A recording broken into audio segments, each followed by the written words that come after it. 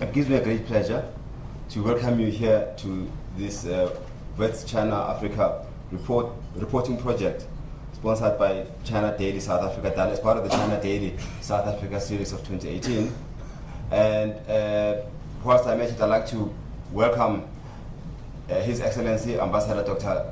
Manelisi Genge, the Chief Director of East Asia and Oceania in the Department of International Relations and Cooperations of the Republic of South Africa. I don't think he hasn't arrived yet, but I will, of course, in welcoming and also I'd like to welcome you all, distinguished ladies and gentlemen, Wits, members of the university community, visitors, guests, and members of the diplomatic and press corps.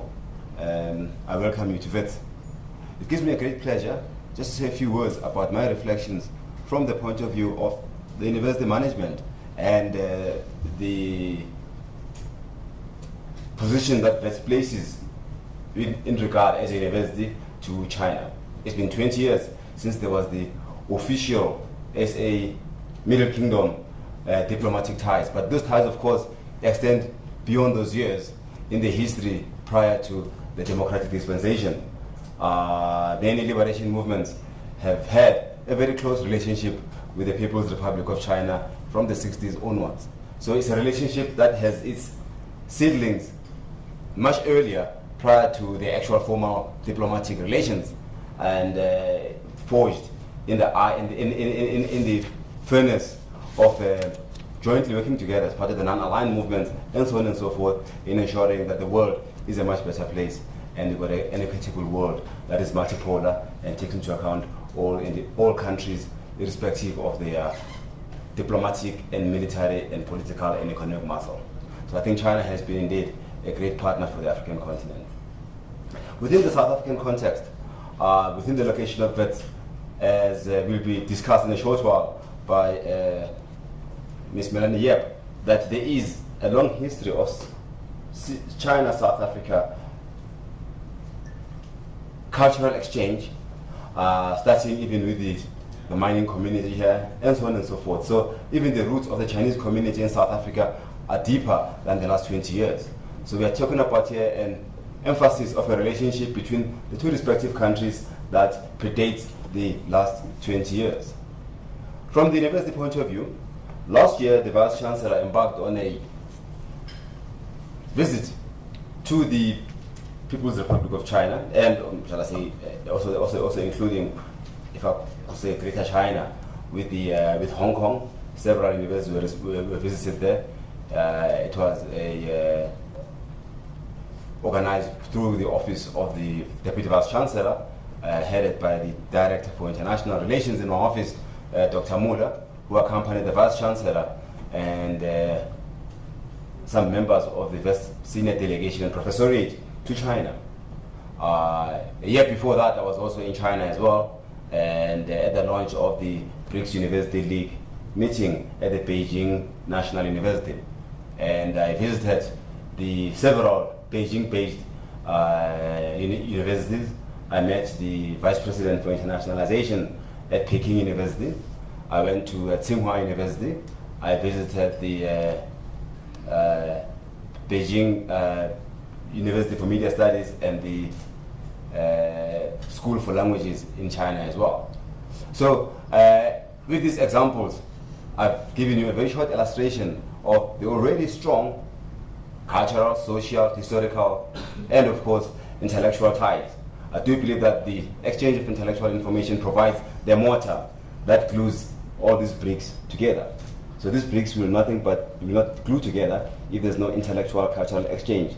And that can only be facilitated through the intellectual, cultural, social, and academic exchange. So Wits sees itself as playing a very pivotal role as an interlocutor of dialogues, as is exemplified by what we're seeing this morning, to ensure that we have these exchanges and, of course, critique in a very constructive way as to how we can make this relationship grow from strength to strength and even peer back into the past. And even from our history, it's been shown that this relationship goes to the period around the 1400s when Admiral Zhang sent his fleet to East Africa I'm not a historian, I'm a physicist, and if I get it wrong, I beg your pardon. But that's what I've understood, that there was an expedition around East Africa, and it's been captured by all archaeological findings of the first Sino-African relationship that goes beyond even Bartholomew Diaz's arrival in Cape Delgoa. So with those few words, I'd like to once again congratulate all the organizers who have organized what looks like a very exciting program, which I unfortunately, owing to my burden of office, I'll not be able to attend, but I wish I could have, because I've got a firm interest in this relationship. But I'll not be here for long, and I'll have to shortly depart for another meeting. But I wish you well, and again, thank you very much, and have a very fruitful conversation. Thank you very much. Thank you. Thank you, Prof. Vilakazi.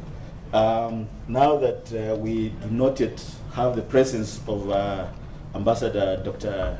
Genge from Department of International Relations, I would like to vary the program a bit and therefore invite my long-time colleague, Yushan Wu, to come over and start us off. And then we shall actually then go back to Dr. Genge, Dr. Ambassador Genge, once he arrives. And Yushan is a very experienced and vast scholar in this field of Africa-China, focusing particularly on matters, journalism and media, interactions at the cultural level. She worked with the SABC, obtained her master's degree at this very important university before defecting to UP, where she's now doing her PhD. She's been associated with SIA and is also a research associate with the Africa-China Reporting Project. So let's put our hands together in welcoming Yushan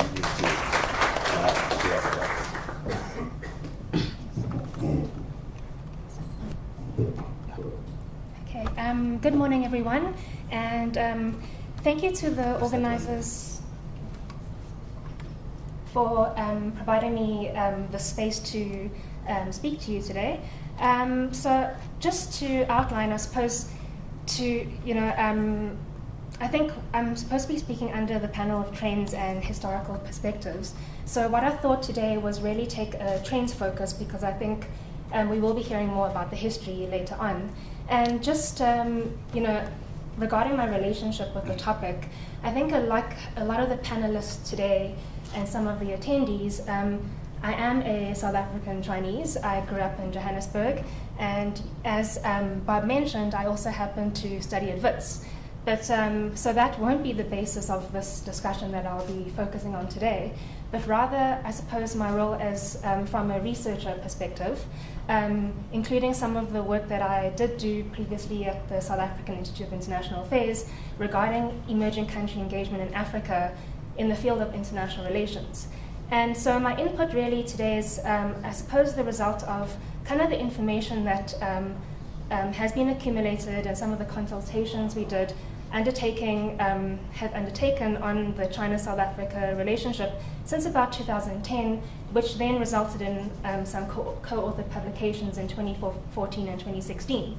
So I suppose my contribution then, and maybe it's at a good point in this event, is really to not necessarily address the audience as a practitioner.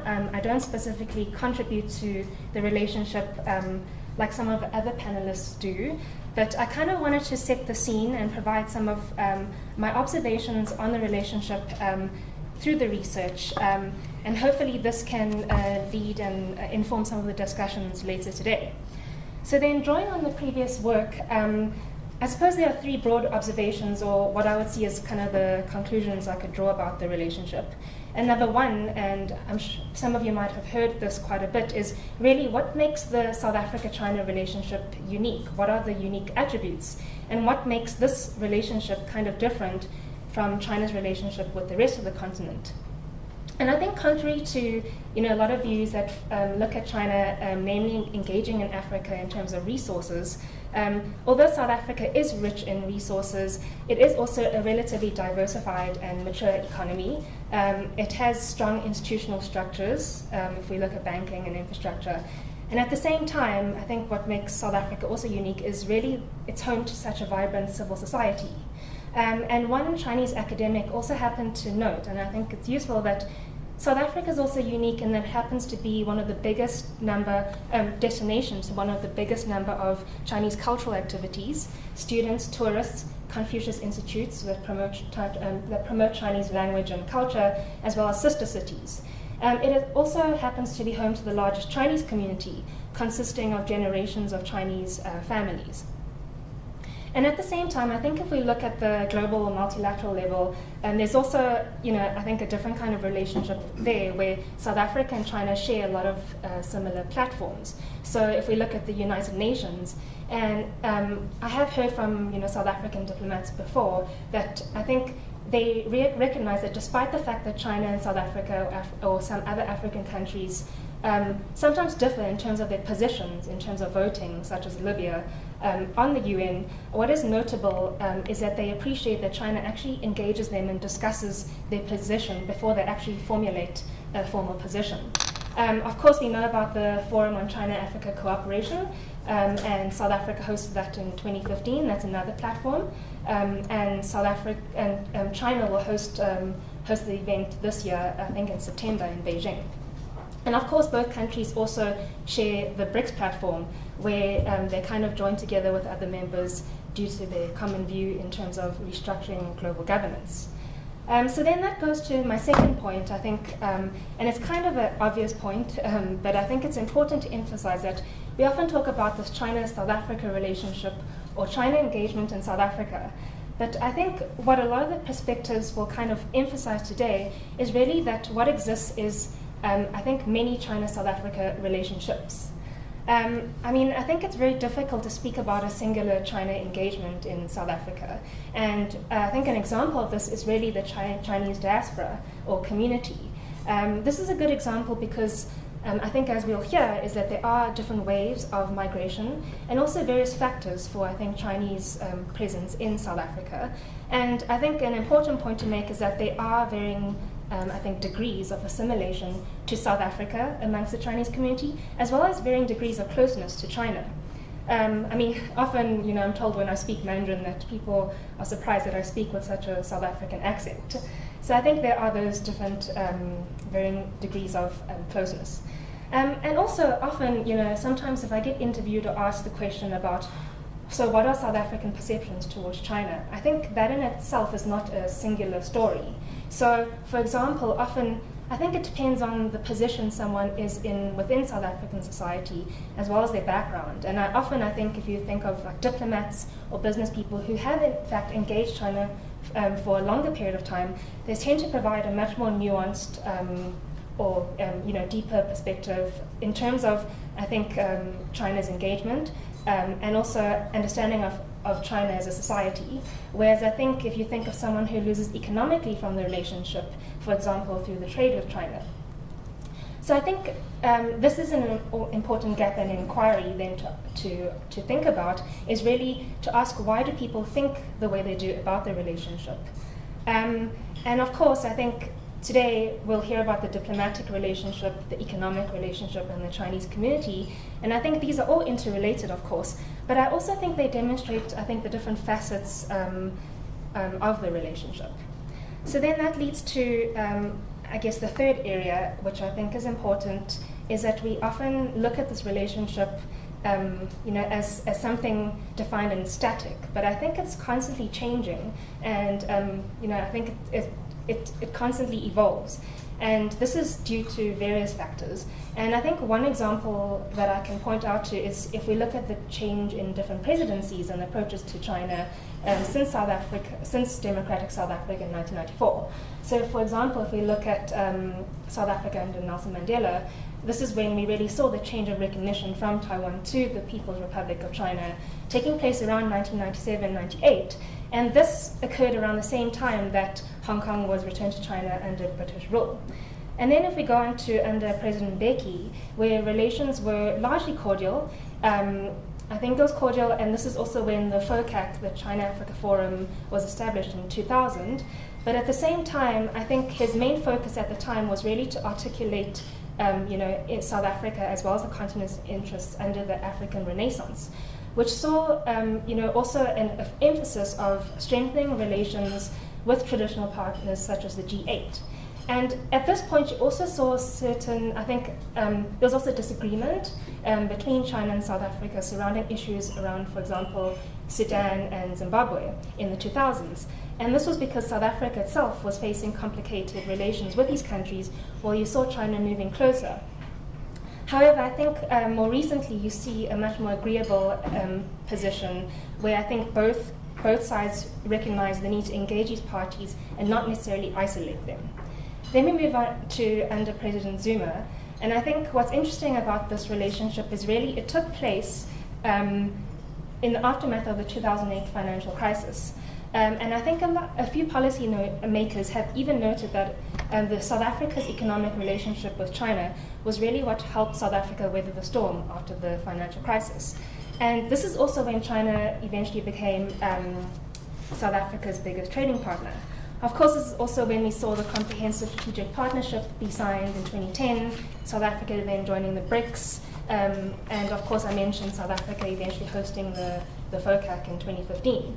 And on the sidelines of this, we saw a lot of agreements and MOUs being signed between China and South Africa. And interesting, one of them was with regards to the Belt and Road Initiative, which is really the cross-regional integration drive that China proposed in 2013, where both sides committed to collaborating on the initiative.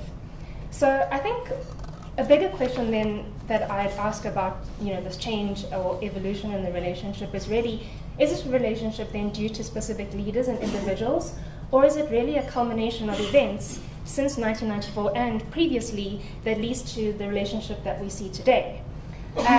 So I think one thing that emanates from the South African side as well is, I think since 2009 and Zuma, you saw South Africa's own orientation or foreign policy and rhetoric lean more towards development pragmatism and a collectivist Southern orientation, so focusing more on the African perspective. So I think, of course, with the next FOCAC coming up, and everyone's asking questions about what will the approach be under Ramaphosa, and I think no one can really predict that. But I think one interesting point that I would make is that, as deputy president, he was already engaging in the relationship. I remember he was part of the discussions leading up to the previous FOCAC, as well as deputy president, because South Africa and China have the binational commission where both sides meet on a regular basis. He, as deputy president, was, for example, meeting with his Chinese counterpart, and I think as recent as late last year. So then I think the question is, and I think important to emphasize, is the impacts on the trajectory of this relationship is not singular. And I think there are various factors that I mentioned that could impact the relationship. And one thing that often I think we forget is that as much as we talk about a China engagement in South Africa, I think there is equally a South Africa reaching out towards China. And for example, when we spoke to some South African stakeholders like trade unions and the mining sector, I think there's increasing awareness of the cost and benefits of engaging China as a partner and a market. But I think because of the way that South Africa's economy is structured, at the end of the day, we also want to sell our products externally. So I think it also comes to a point where the biggest challenge is how do you address this, the trade imbalance between South Africa and China, where South Africa is exporting more natural resources. And of course, we have to consider the regional dynamics. I think, does South Africa necessarily understand well how China is engaging its own neighbors as well as the continent, and what kind of agreements they're signing as well? We know of late China is engaging East Africa a lot more in terms of manufacturing, building of ports and railway. And the question is, could this in turn impact the bilateral relationship and South Africa's role on the continent? And I suppose the same can be said about other Asian players now engaging Africa. I heard there's a possibility of, for example, Indonesia-Africa summit as well. And we see South Korea as well as Japan engaging increasingly as well as India. And then again, I think another factor that I think that needs to be emphasized is really that the relationship is also subject to the domestic dynamics within South Africa. I remember, I think in 2016, we saw the news development of, for example, Chinese fishing trawlers off the coast of South Africa. And I think what was interesting is if you look at the online commentary from South Africans, of course there was the question and debate about whether their presence was even legal. But I think another interesting aspect for me was really you start to see a discussion among South Africans about, can South Africa and the government and the Navy actually protect our own national waters? So often you start to see a debate, and I think the dynamic between South Africa itself, and I think that's quite interesting.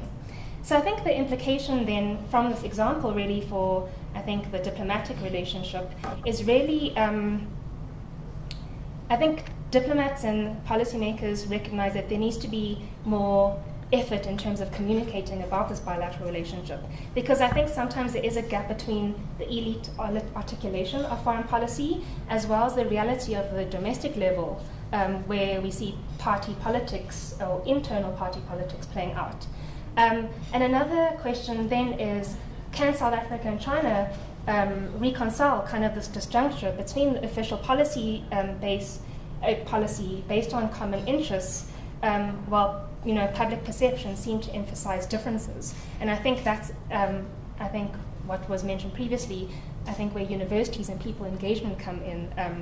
So I think I'll kind of leave it there, and because as I mentioned, I'm kind of trying to seek out and kind of point out the context of the relationship and really just point to some thinking points, for example, about the unique aspects or maybe not unique aspects about the relationship, the fact that there are several relationships taking place at the same time, and really that we have to consider that this relationship is not static. So thank you very much. Right.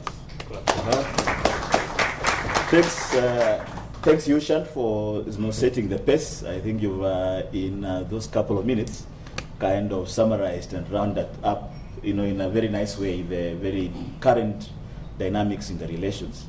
I will now invite Melanie Yap, who is a long-time Sino-Africa analyst. She actually wrote the book, which many of us have actually read, called Color, Confusion and Concessions, the History of the Chinese in South Africa. She comes from a journalistic background, having been sub-editor, proofreader, editor, and all that. I recommend very highly that the book, Color, Confusion, and Concessions, is a must-read for anybody who really wants to tap into Chinese interests, Chinese dynamics, all the way back from the 17th century to the present. So Melanie, welcome, and let's hear from you. And then we'll definitely hope that as you listen in, you are making notes or picking out points that you will tease out during the question and answer sessions. Thank you and welcome. Thank you. Sorry. Thank you very much for that kind introduction. Yes, that's fine.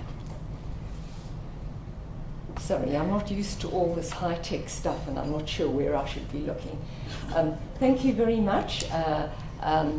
I think, first of all, I need to point out the fact that you're looking at something rather historical. The book that we're referring to is Color, Confusion and Concessions, The History of the Chinese in South Africa. It was published 21 years ago, so it's an historical artifact in itself. But the reason it's still pertinent now is just to give you some kind of historical perspective on who the Chinese are, where they came from, and their position in South Africa as such. So hopefully from that perspective, the fact that the book is 21 years old doesn't date the information it has. Because of the scope of the subject, I clearly cannot go into too much detail. This is going to be a short 15-minute presentation. So I want to take you very quickly just through an overview of who the Chinese are and how they originated. And possibly the best way to approach this is to look at it in terms of Chinese migration to the country over the centuries. So If I can just get this to start working. So we're going to be looking from the 1650s up to the present. The story of the Chinese in South Africa begins in the Cape in the 1650s, after the Dutch established a refreshment station for ships traveling to and from the East Indies. The first Chinese arrived as exiles and convicts. Some were political prisoners exiled from Batavia to serve out their sentences in the Cape. They only numbered at most 100 men by 1795 and were part of the free blacks in the Cape. They worked as basket makers, fishermen, traders, and craftsmen, marrying local women and becoming part of the cosmopolitan Cape. Scattered records exist of Chinese living and dying in the Cape in the 19th century. Early gravestones from the 1850s onwards may well include those of Chinese laborers and artisans imported into the Cape and Natal for sundry projects. Small batches of laborers were brought into the country during the 19th century to work on the Durban harbour in Natal, as well as a railway and racecourse in Craddock. The forefathers of the Chinese, who are now 4th and 5th generation South Africans, arrived as independent immigrants from the 1870s onwards. They originated from the Guangzhou and Meixian areas in the southern Chinese province of Guangdong, near Hong Kong, making their way to sea via Mauritius. Making their way by sea via Mauritius. Many came in the hope of digging for gold and diamonds, but soon found they had to earn a living as traders, laundrymen, workers, and market gardeners. Through the process of chain migration, where immigrants assisted relatives or clansmen, the numbers of Chinese gradually increased in all major towns throughout the country, particularly in the Eastern Cape, Cape Town, Durban, as well as Johannesburg and Pretoria. The most significant and researched influx of Chinese into South Africa took place between 1904 and 1910, when the British government brought more than 63,000 indentured Chinese labourers to the Witwatersrand to revive the ailing gold mines after the Anglo-Boer War. They were imported on 3-year contracts, but their importation had a huge impact on the existing free Chinese already settled in South Africa. It also meant that a Chinese diplomatic representative was required to represent his government, and the first Chinese consul general, Liu Yuk-lin, established an office in Hospital Hill in Johannesburg in 1905. Much controversy accompanied the arrival of the mine labourers. There was political outcry in Britain, and local unions too were in an uproar over adding Chinese to the existing black and white racial mix in the country. The labourers were strictly controlled and kept in compounds, which gave rise to many incidents of ill treatment and abuse. The mines used Chinese labour for unskilled, back-breaking jobs underground.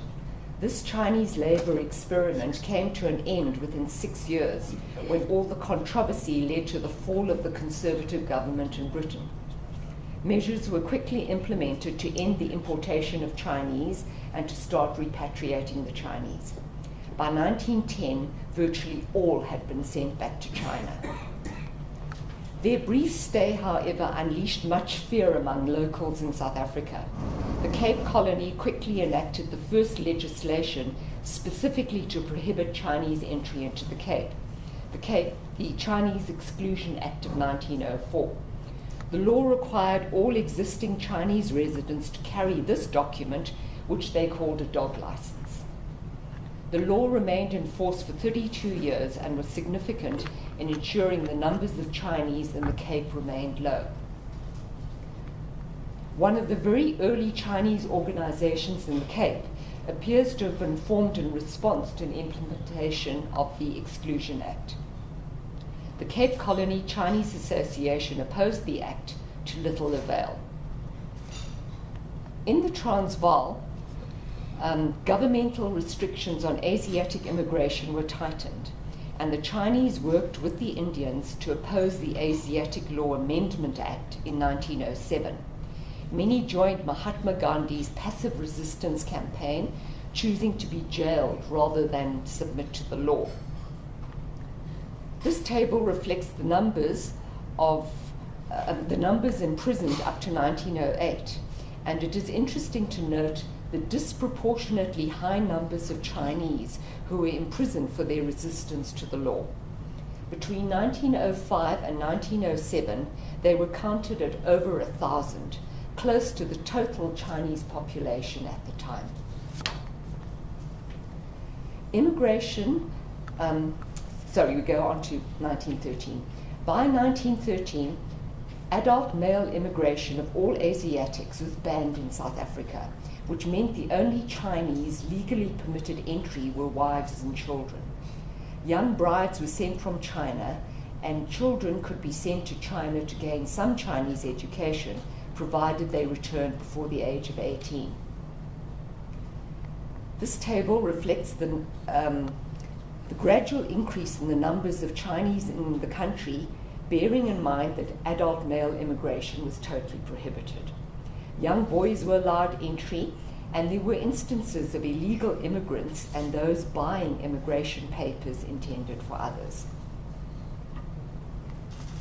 Chinese clubs offered settlers opportunities to mix with their countrymen, to have letters written in Chinese sent home, and to keep up to date with events. These were two of the early Chinese clubs in Johannesburg, begun prior to and during the time of passive resistance in Johannesburg. The first Chinatown in Johannesburg was a part of Ferreirastown, to the west of the city, where Chinese clubs were established from the late 1890s, where the first Chinese school was established and where the community gathered socially. Obtaining a good education has always been one of the driving forces within the Chinese community. When permitted, they sent their children to any schools open to them, mainly colored and Indian schools. Throughout the country, no matter how small their numbers, the Chinese tried to set up private Chinese schools if their children were not allowed into other institutions. They welcomed the opportunity to go to private Catholic and Anglican schools when these opened their doors from the 1940s and 1950s. By the 1950s, Chinese were among the non-whites permitted into the open universities of Wits and Cape Town. But then the threatened closure of these institutions to people of color drove the Chinese to join local protests. These were medical students outside the Johannesburg City Hall in the 1950s. Apartheid laws in South Africa throughout the 1950s and 1960s caused much upheaval in the Chinese community. Threatened by group areas, many feared for their livelihood and future. For opposition newspapers, however, the anomalies in the treatment of Chinese, who were neither white nor black, gave them ample ammunition to attack the nationalist government. Classified as a subgroup of the colored group, Chinese had to use the separate facilities provided for this group, including separate benches for non-whites. Life under apartheid essentially offered the Chinese three courses of action: to resist, to adjust, or to escape. The resistors were few, but they participated in the Defiance Campaign in 1952, and some aligned themselves to the African National Congress and the Communist Party. Those with the means chose to emigrate, but most had to remain and make the best of what was to come. Because of South Africa's economic ties with Japan in the 1960s, the government allowed special concessions to Japanese businessmen, treating them as honorary whites, which meant they could use facilities reserved for whites. This, of course, unleashed criticism and led to embarrassing incidents when Japanese were mistaken for Chinese and refused entry to facilities. In the following years, some petty apartheid restrictions on Chinese were lifted. By the 1970s, South Africa was increasingly isolated in the international community. Taiwan found itself in a similar position as a pariah state, and ties between the two countries grew closer. The Rand Easter Show provided a showcase for the Republic of China on Taiwan to display its products to South Africans. By the 1970s and 80s, increasing trade between the two countries led to an easing in immigration restrictions on Chinese and the influx of entrepreneurs from Taiwan, particularly into the homeland areas where they set up factories.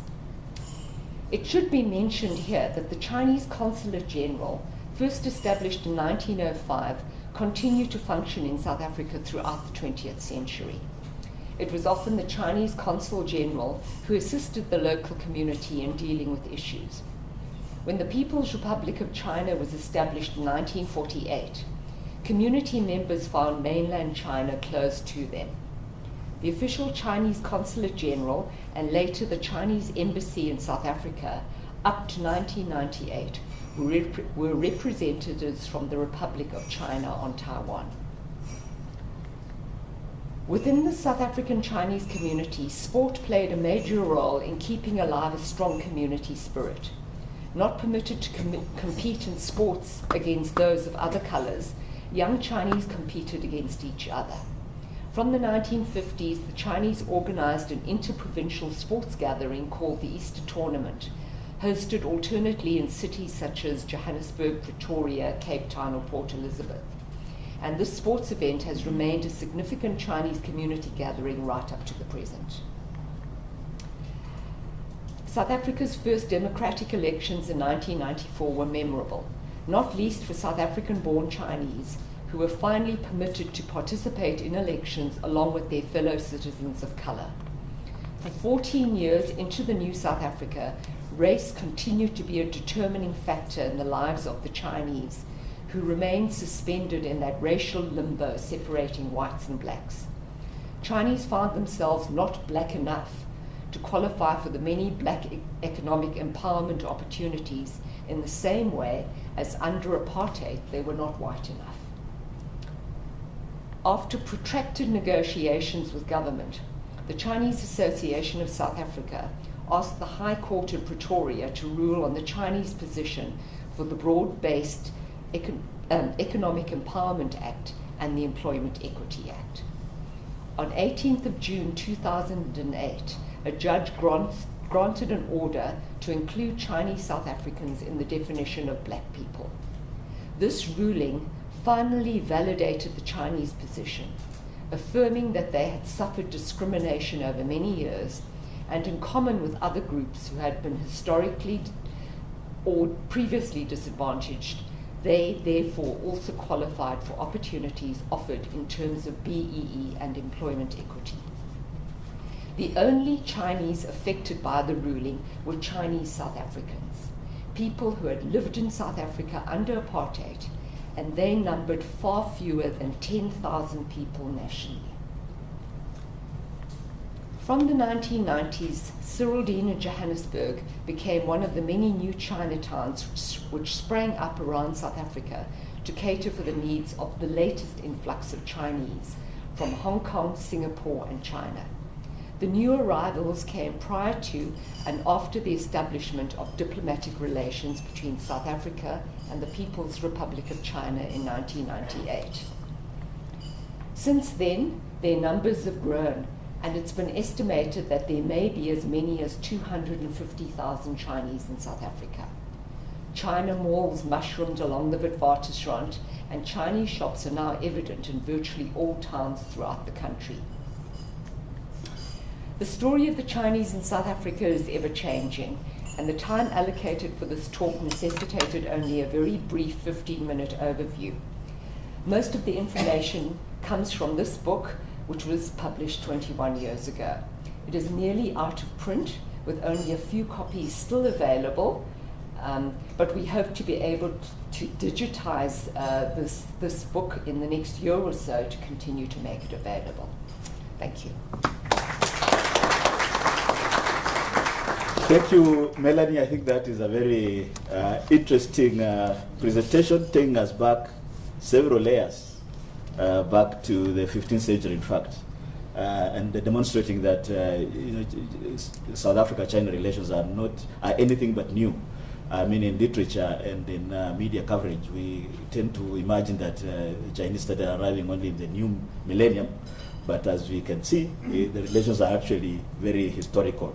And that works very well with Yushan's presentation, which was pretty much the current dynamics in the relations and so forth.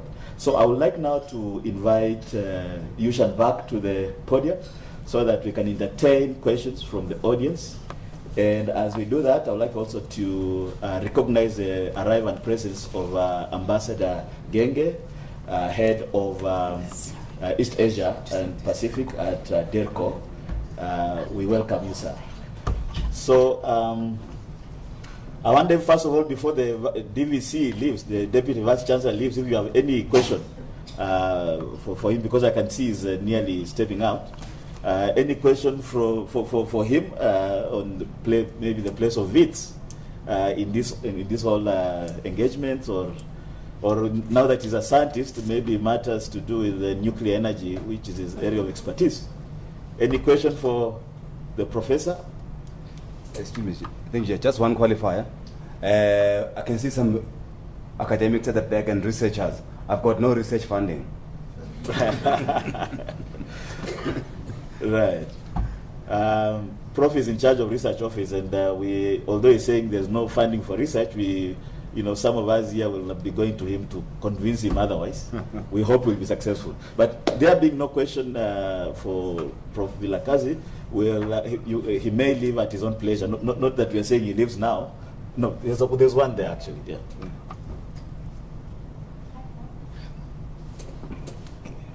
Hello. Hi.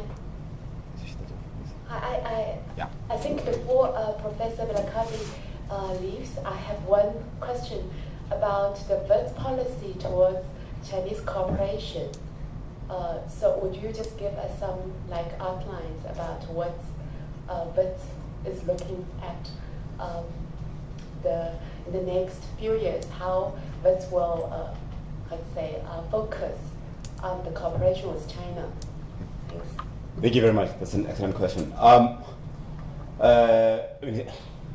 Melanie has given you, or two previous speakers have given you a historical synopsis, but other one was based on the future and the current. And this historical synopsis tells you about the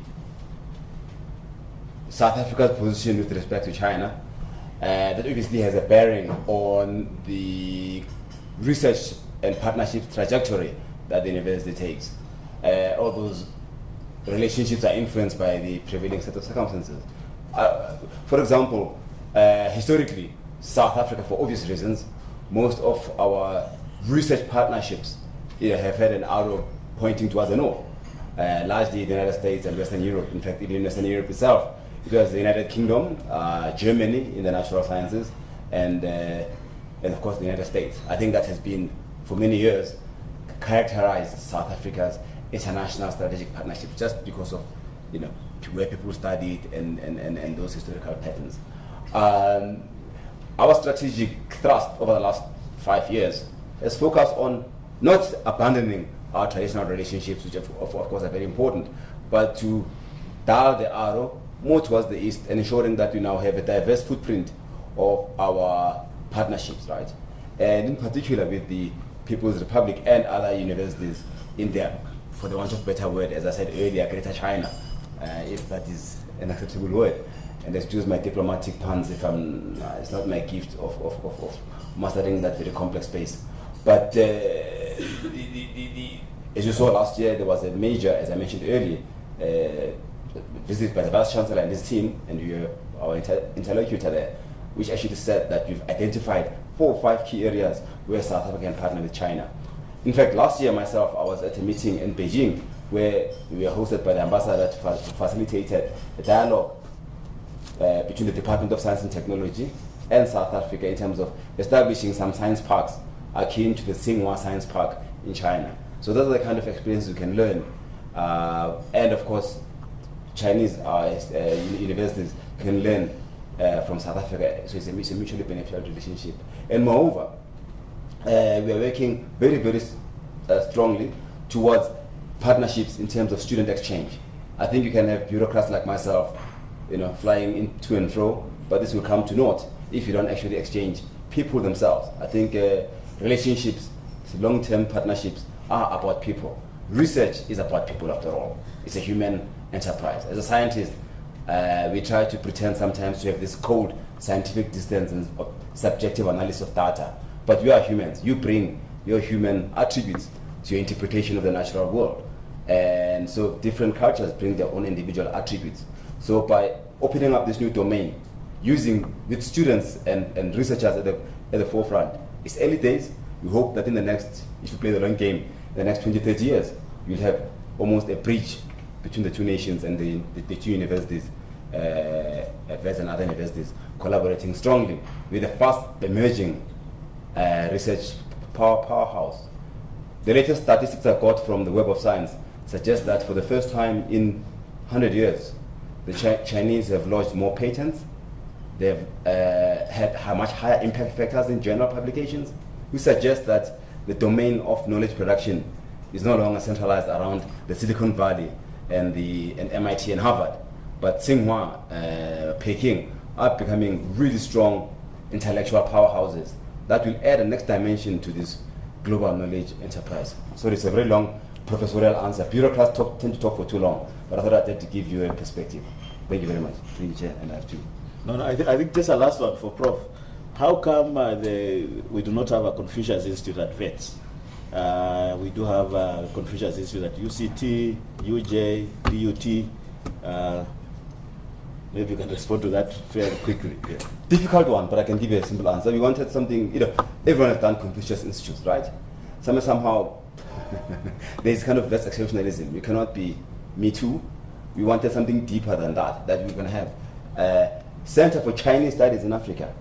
We actually are working very closely, as you know, with our Chinese counterparts to establish a Center for Chinese Studies. So it complements the already existing Confucius Institutes, because therefore if we become another Confucius Institute, we're not adding anything new. We need to now take this added next dimension, which is now like we have the Center for Indian Studies in South Africa. Now we're moving towards establishing an equivalent of a Center for Chinese Studies that will influence policy in a much more strategic and much more intellectually nuanced way of engaging across all domains of exchange between us. So I do believe that the Center for Chinese Studies will be much more profound in a way of enhancing those. There's one last one. A last one. Yeah, sure. Okay. With the launch of the Belt and Road Initiative, China has also launched a Belt and Road University Alliances. I don't know whether you are aware of it. And I've also noticed from this alliance, we've seen more cooperation between China and the European institutions than China and African institutions. So I wonder from your perspective how Wits can actually push forward Africa's participation into this alliance. Wonderful, thank you. Yes, I've heard of it.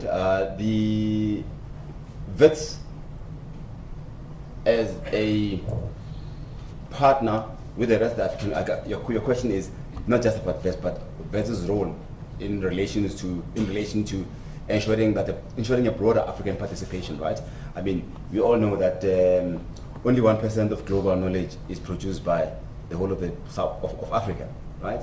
And 60% of that comes from South Africa. So there is a huge knowledge production asymmetry, and South Africa cannot do it alone. South Africa, Wits and the University of Cape Town have established what is called an Alliance of Research Universities Africa, ARUA, and I'll be going to Ethiopia next week, which involves 16 or 17 research-intensive universities on the African continent, the kind of what I call the Ivy League, but top universities, Ibadan, EFM, Makerere, and so on and so forth, to partner with Wits, UCT, Stellenbosch, Pretoria, and other universities to form this alliance, because together we can actually now engage with Chinese universities and say, what are the biggest problems that we can tackle as South African and as Africans? And I think ARUA will be the sort of an equivalent of a European-China or South Africa-China engagement in the knowledge production sphere. where we look at various global issues that affect both Africa and China, because climate change is a global issue. You cannot geographically locate it, right? And it's going to bear on all countries involved in the world. So I think, to me, with this alliance, we shall be able to now elevate the South Africa-China educational or intellectual exchange or cultural exchange to a broader Pan-African launchpad. Okay, thank you. The Prof is literally sitting on the edge of his seat. We'll let him go to other pressured, demands on his time, and open up the session. Thank you very much, Prof. Maybe we give an applause, please. Yes. Thank you. Okay, so now we'll open up the discussion to the presentations that were made earlier, and we shall start right there. I think what we do is you introduce yourself and the institution you come from, or if you don't have any institution that you come from, you just say your name and your interest perhaps, and then straight to the question, make it brief, summarize it, to the point, and indicate to whom the question should be answered by our presenters here. Thank you. Hi, my name is Nathan. I'm honor student architecture at Wits University. My question is directed to Melanie. The question is, what's the role and perception of Surudin as a Chinatown in context of Johannesburg? The role and perception of Surudin, Chinatown, as a Chinatown in context of Johannesburg. I'm not quite sure how to answer that question when you say in the context of Johannesburg. The kind of perspective I was offering was kind of almost from within the small existing Chinese community. So when you're talking about Surudin, it's a new feature. It's something that's sprung up in the past 15 years. So it's almost like a little transplanted bit of China in South Africa. And I think for many, from the perspective of a South African-born Chinese, many of us grew up with English and Afrikaans and Zulu as our mother tongues. Obviously people learn to speak some Chinese at home, but otherwise we find ourselves probably just as displaced as foreigners going into shops trying to think, how do you ask questions to buy food and the rest. Does that answer part of your question? It addresses it a bit. And then I also have a second question. It's also, so considering the general perception of China from many, like the public domain, like what's the perception of China? Whose perception of China? I'm not I think sure. Yushan can answer that because she's the researcher and scholar on matters perceptions. Yushan. Okay, I'll try to answer that question. I think I tried to emphasize earlier that I think the perceptions are very much, there is no one perception. I think that's what I tried to emphasize earlier. I think, I mentioned it really depends on where you fit kind of in the relationship. So for example, I said, if you're kind of losing from the relationship economically, your perception might be different from someone who's gaining from the economic relationship. It also depends the extent, I guess, of your engagement with China. So the longer you engage China, the more nuanced understanding you have, right? And I think that's one area, I think, where China, there's a challenge, I think, for the relationship is really, do we understand each other beyond, the traditional aspects like calligraphy or history or, I don't know, kung fu? Do we understand that actually there are also a lot of similarities in terms of inequality, or that, each side has modern aspects and complexities, as well as, I think, rural poverty and I think those challenges. So I think it's also, I think, those areas of like deeper understanding of each other that is possibly missing. So I think, the perceptions are quite broad and varied, and as I mentioned, it also changes over time. All right. I think let's do now, proceed in the following manner.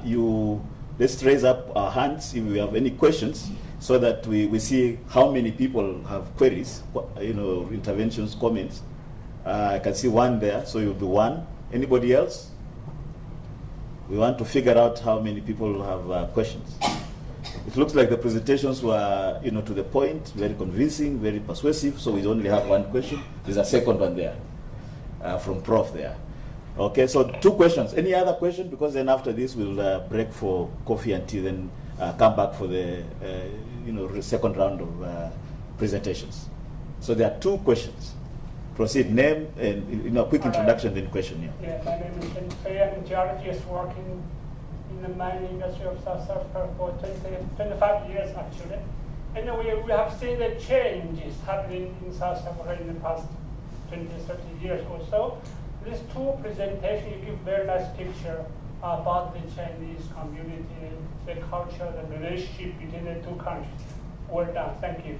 My question is that, say you, to some extent, you have probably the most knowledge, and then especially with the young generation, you have done some research about the relationship between the 2 countries.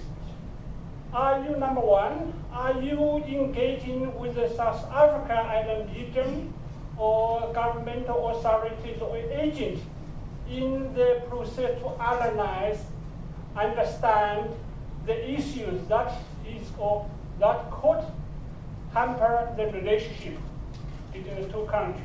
And then are you going to give some kind of input to the authorities or the medium in the way to improve the relationship, to improve the understanding?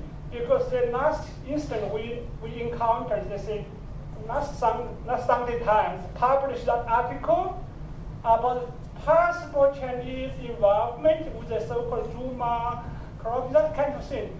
Then in the end, I think the people found there was a lot of either mistake or error or whatever. So on the one side, you try to bring the truth to the service. On the other side, if you don't have the real reliable information, and then you create more damage than reveal the truth. So my question is, from your side, you are the specialists, you are the authorities in this area. Have you identified the area of risk that could hamper the relationship? Then, are you in the position, or are you doing something to help the people here, especially the medium and the governmental agent, to improve that kind of relationship? So Thank you. I think the presenters have noted the pros and cons and the solutions to some of the problem areas in the engagements. Prof? Thanks very much, Mr. Chairman. Garth Shelton, International Relations Department at Wits University. One question for each of the speakers. Thank you very much for both of the speakers working hard to share their knowledge with us. To Melanie, you mentioned 250,000 Chinese in South Africa. About 10 years ago, I understand the figure was 300,000. So are you suggesting that Chinese are leaving South Africa or have left South Africa? And then to Yushan, we've been chair of the FOCAC process, South Africa. Have you done any research on FOCAC projects in South Africa? What's happening in terms of South Africa and the FOCAC situation? We're very interested to hear your input on that. That's a very professorial, number of questions. And I think you can launch into them straight away and kind of summarize, because we need them to. Yeah, sure. Just quickly, I did want to add to my previous answer about the perceptions on China, because I think there are increasingly more and more surveys done about African perceptions towards China, and it's an interesting but also in some ways concerning point about, I think, more and more African perceptions reflect that there is indeed more positive view on China, specifically in terms of its economic engagement. So the fact that it's helping build infrastructure, etc. So in that sense, it's you see possibly a more positive view towards China compared to other regions in the world. But at the same time, you kind of have to qualify that by saying, even though that is the case, is it enough to have a popular perception or image through only the economic lens? Because I think what we've noticed is really on the social aspects and the deep understanding of each other, that's really probably where it's still, there's still a missing link.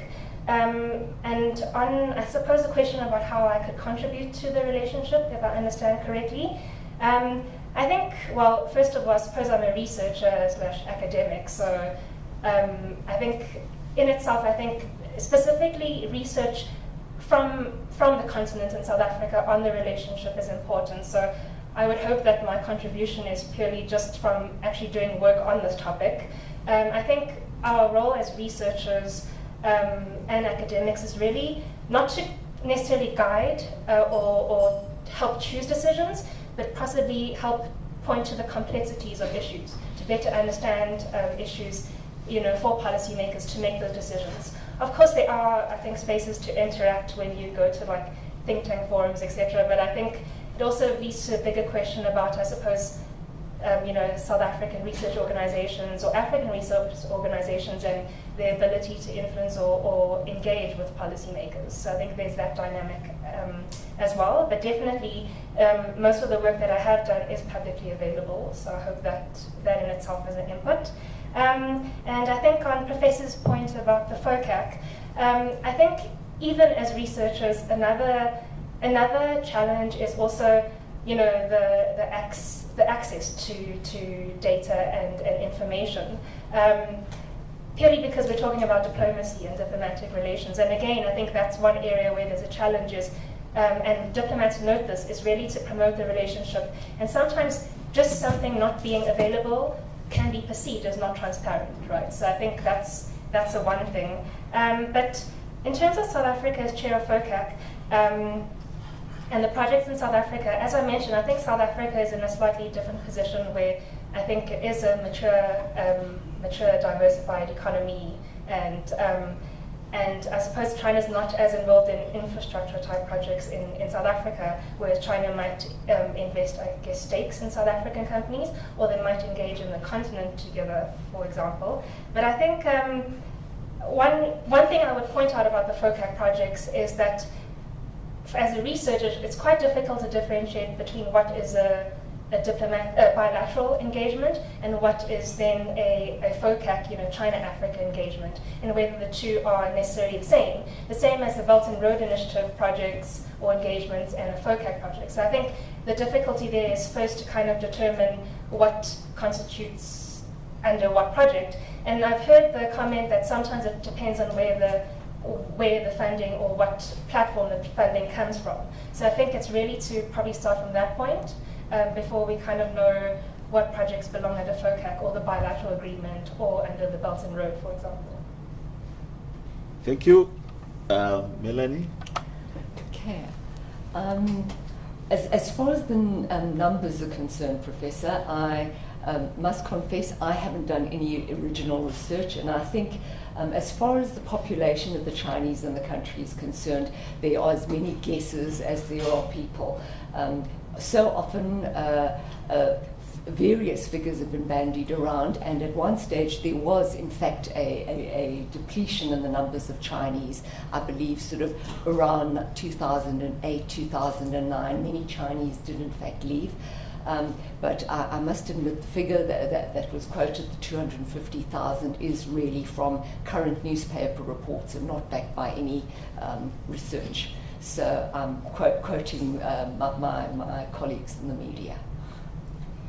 Okay, thank you very much for listening in. I would like just to round up by pointing out perhaps two or three things very quickly. One is that we are here because in January 1998, South Africa and China ended formal diplomatic relations, just so that we have that background in mind.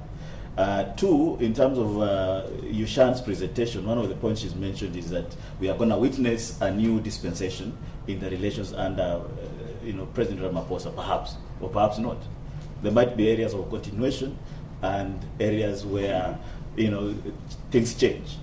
But I think one of the events that we'll look forward to is the BRICS summit, which happens in July, somewhere in South Africa, I'm sure, perhaps Durban again or here in Joburg. And I think it will be a very good indicator of where the relations are going. To our colleague who asked about what researchers can do to enhance the relation, one of the things that researchers, particularly African researchers, South African researchers for that, is that we are inclined towards a Western approach to research, which is that we do research and publish our findings, rather than say, look, we are going out there to actually offer solutions unless we are policy researchers. You know, the kind of research that happens in DIRCO, for example. For researchers from the academic end, we kind of find what the relations are like, factors, figures, and so forth, and present it to the public. Then governments actually should pick up from there. I think with regards to Prof's question about FOCAC projects, one of the intriguing findings from our digging as researchers is that during FOCAC and other events, we see lots of bilateral and multilateral agreements and deals signed. So I think a good starting point is to go back to look at the deals, the agreements that have been signed, and see if they've been implemented or not. Oftentimes, you find that lots of what has been signed might not have been implemented. And that's perhaps an area that perhaps Ambassador Dr. Genge will perhaps respond to at some point. With those few remarks, I'd like to invite us to tea and coffee, and then we'll go to the second very exciting session with even more practical, hands-on presentations. Thank you, and let's put our hands together.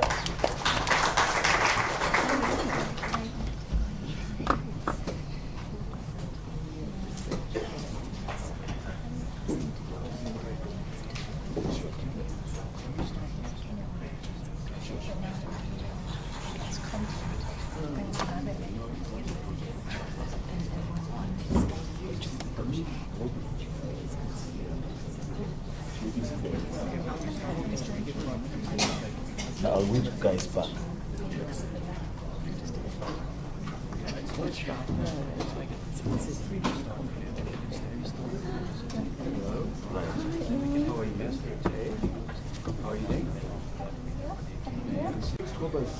Yes, it's on the desktop. When it starts, I really wanted to see you to show up. Pleasure is mine. Pleasure is mine. Pleasure.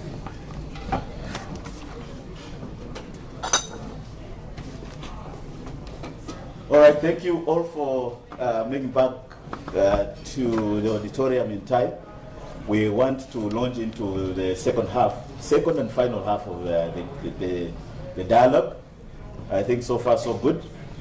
Having discussed matters, dynamics, historical, recent history and ancient or even past history, we now want to launch into matters economic and matters culture and people-to-people engagement.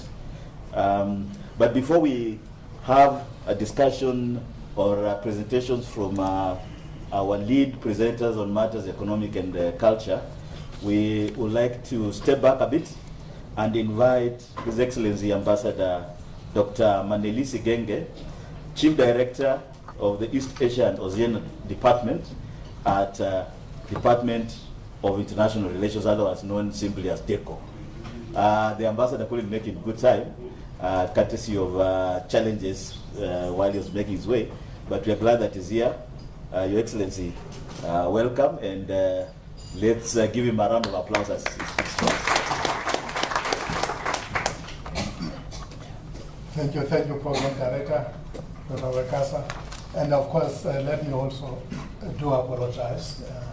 The traffic was a nightmare from Pretoria to Johannesburg. I do really apologize for a delay. Of course, I must acknowledge in his absence, Professor Vilakazi, who I walked in when he was here. I was glad to hear his remarks.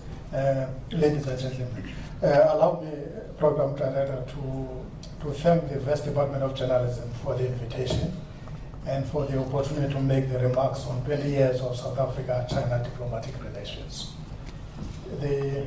On the bilateral and economic front, I would say that South Africa and China have reached a historic milestone as the two countries celebrate 20 years of the establishment of diplomatic relations.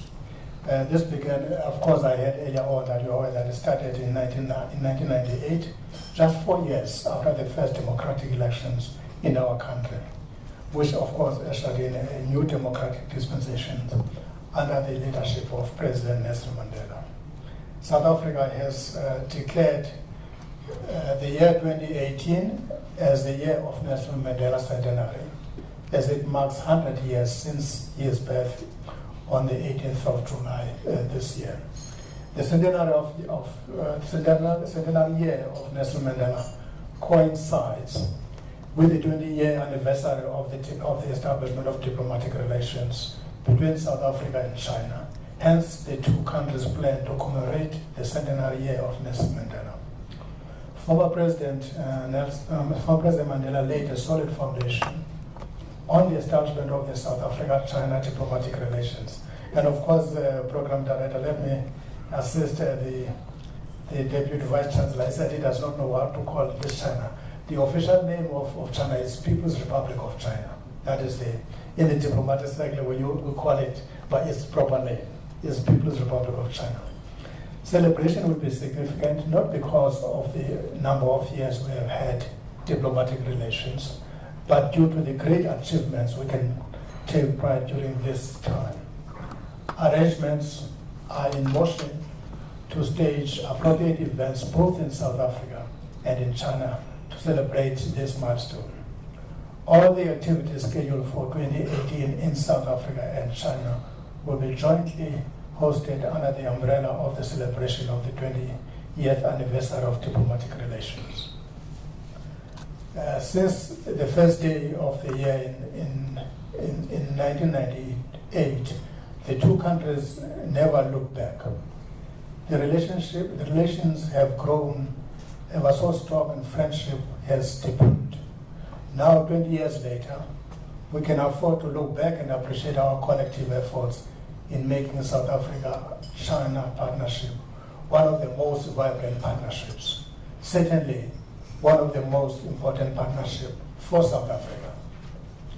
It is no coincidence that in 2010, just 12 years after the establishment of diplomatic relations, our partnership assumed the level of a comprehensive strategic partnership. In the diplomatic cycles, the program director, that label is only existing in our own diplomatic sphere, only existing between China and South Africa. You'll realize as I go on why we have that special relationship between the two countries. South Africa and China continue to make strides in political, economical, and cultural relations. In the past 20 years, a lot of progress has been registered in all these areas, and that serves as an inspiration to continue in the same vein in the next 20 years and beyond.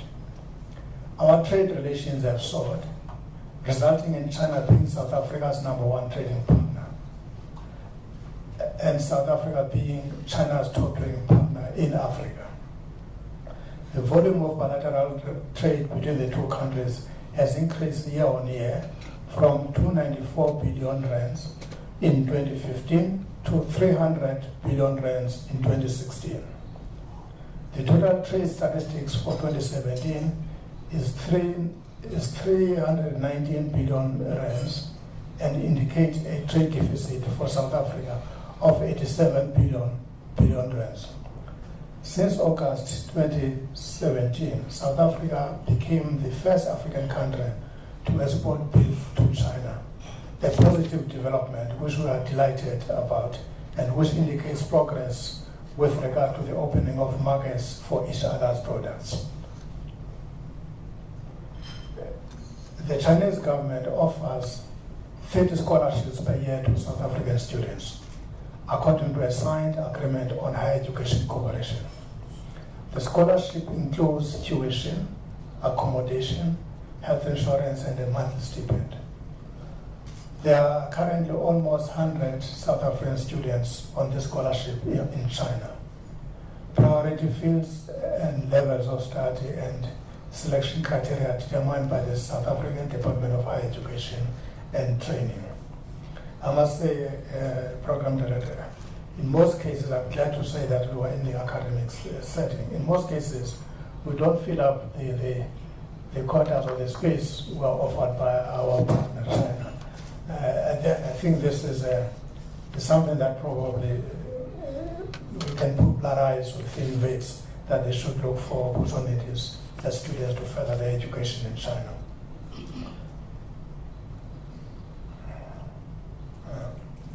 South Africa and China structural bilateral mechanisms this is a government lingo, let me explain it. When we talk about structured bilateral mechanisms, we refer to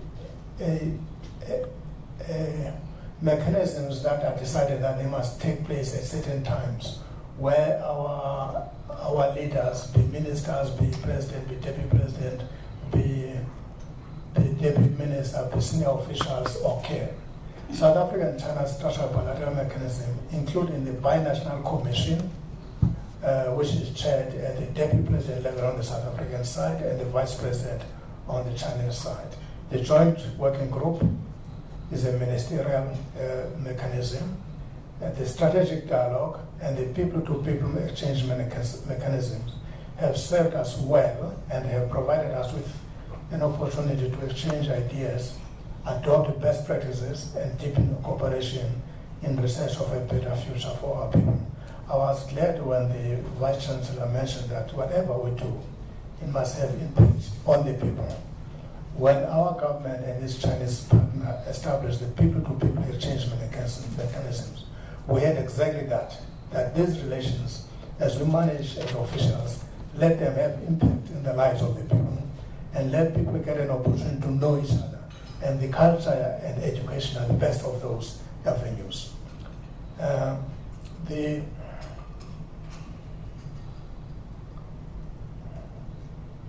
Binational Commission is an umbrella of South Africa's bilateral agreements with China. Whilst the Binational Commission is convened biannually, the sectoral committees covering a range of issues such as science and technology, energy, mining, among others, ensure that there is constant review and assessment of the various agreements under the Binational Commission. On the 23rd of November 2016, South Africa successfully hosted the 6th Binational Commission at the level of the Deputy President. The Binational Commission remains a crucial mechanism with the ability to oversee and direct the South Africa-China bilateral relations in line with the precepts of our comprehensive strategic partnership agreement. During the 6th Binational Commission that I referred to, South Africa and China agreed on the establishment of the Oceans Economic Sectoral Committee. As you know that our government has recently, when I say recently, in the last few years, identified ocean economy, or sometimes called blue economy, is another frontier of exploring our economic fortunes. The two countries signed two agreements, namely the Memorandum of Understanding between the Department of Trade and Industry and the Ministry of Commerce on the Chinese side regarding cooperation on special economic zones, industrial parks, and framework agreement between the National Development and Reform Commission of the People's Republic of China and the Department of Trade and Industry on our side for developing cooperation in production capacity. Through the BNC, the Binational Commission, South Africa managed to advance the country's key national priorities, which are informed by the National Development Plan. The Binational Commission also afforded these two sides an opportunity to reaffirm their commitment to working together in pursuance of eradicating poverty, creating decent employment, and eliminating inequality. Of course, the People's Republic of China will host the next Binational Commission this year, or next year. It will depend on their program, but it's due this year.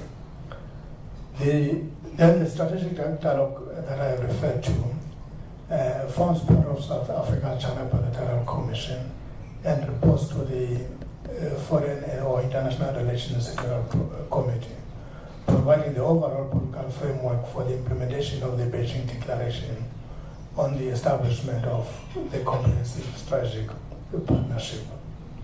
The strategic dialogue remains a highly important structural mechanism for South Africa and China to engage on matters of mutual interest and affords the two countries an excellent opportunity to prepare for the joint working group and the Binational Commission. The two countries discuss and share their positions within multilateral, regional, and global platforms.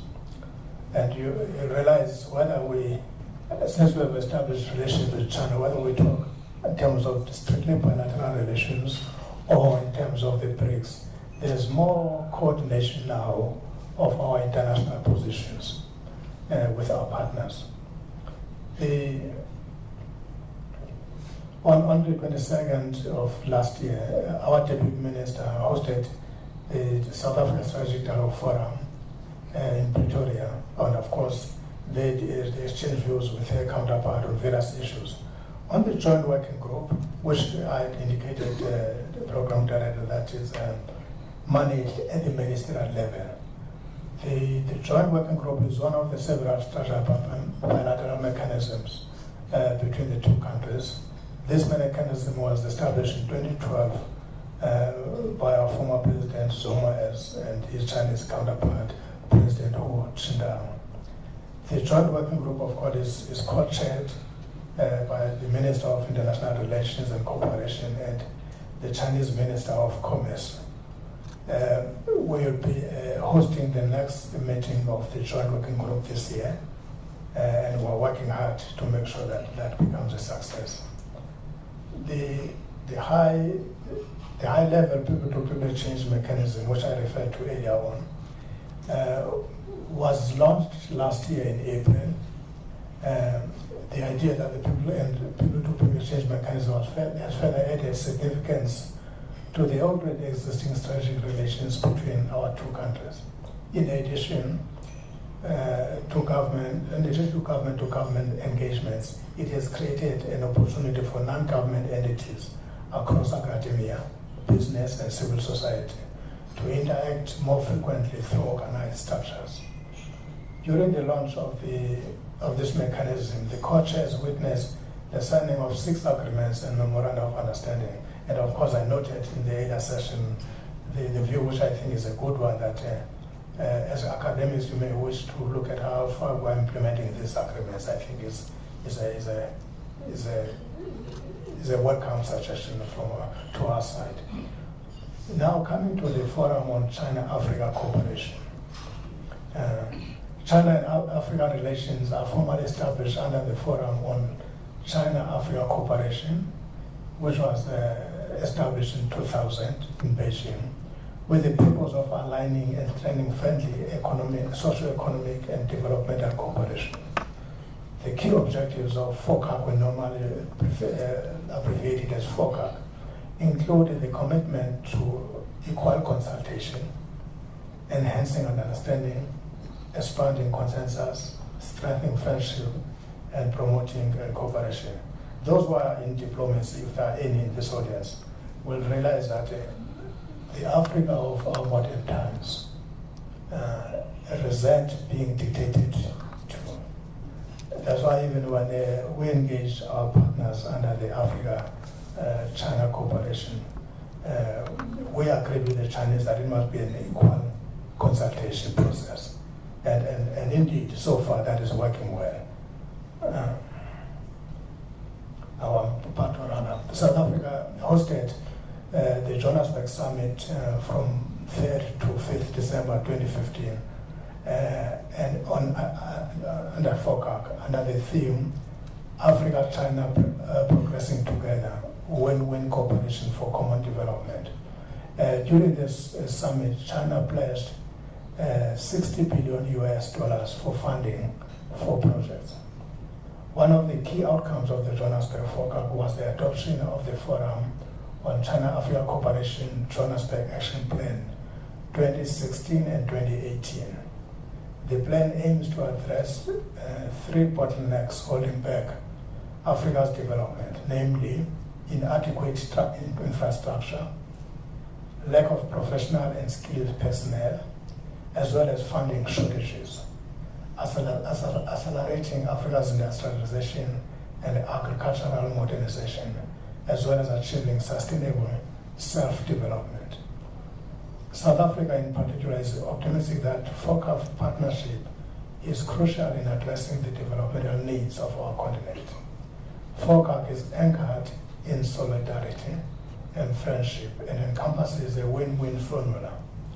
By embracing this element, it incorporates the African Union's Agenda 2063, its first 10-year implementation plan, and South Africa's National Development Plan in addressing the scourges of poverty, inequality, underdevelopment, as well as the infrastructure deficit.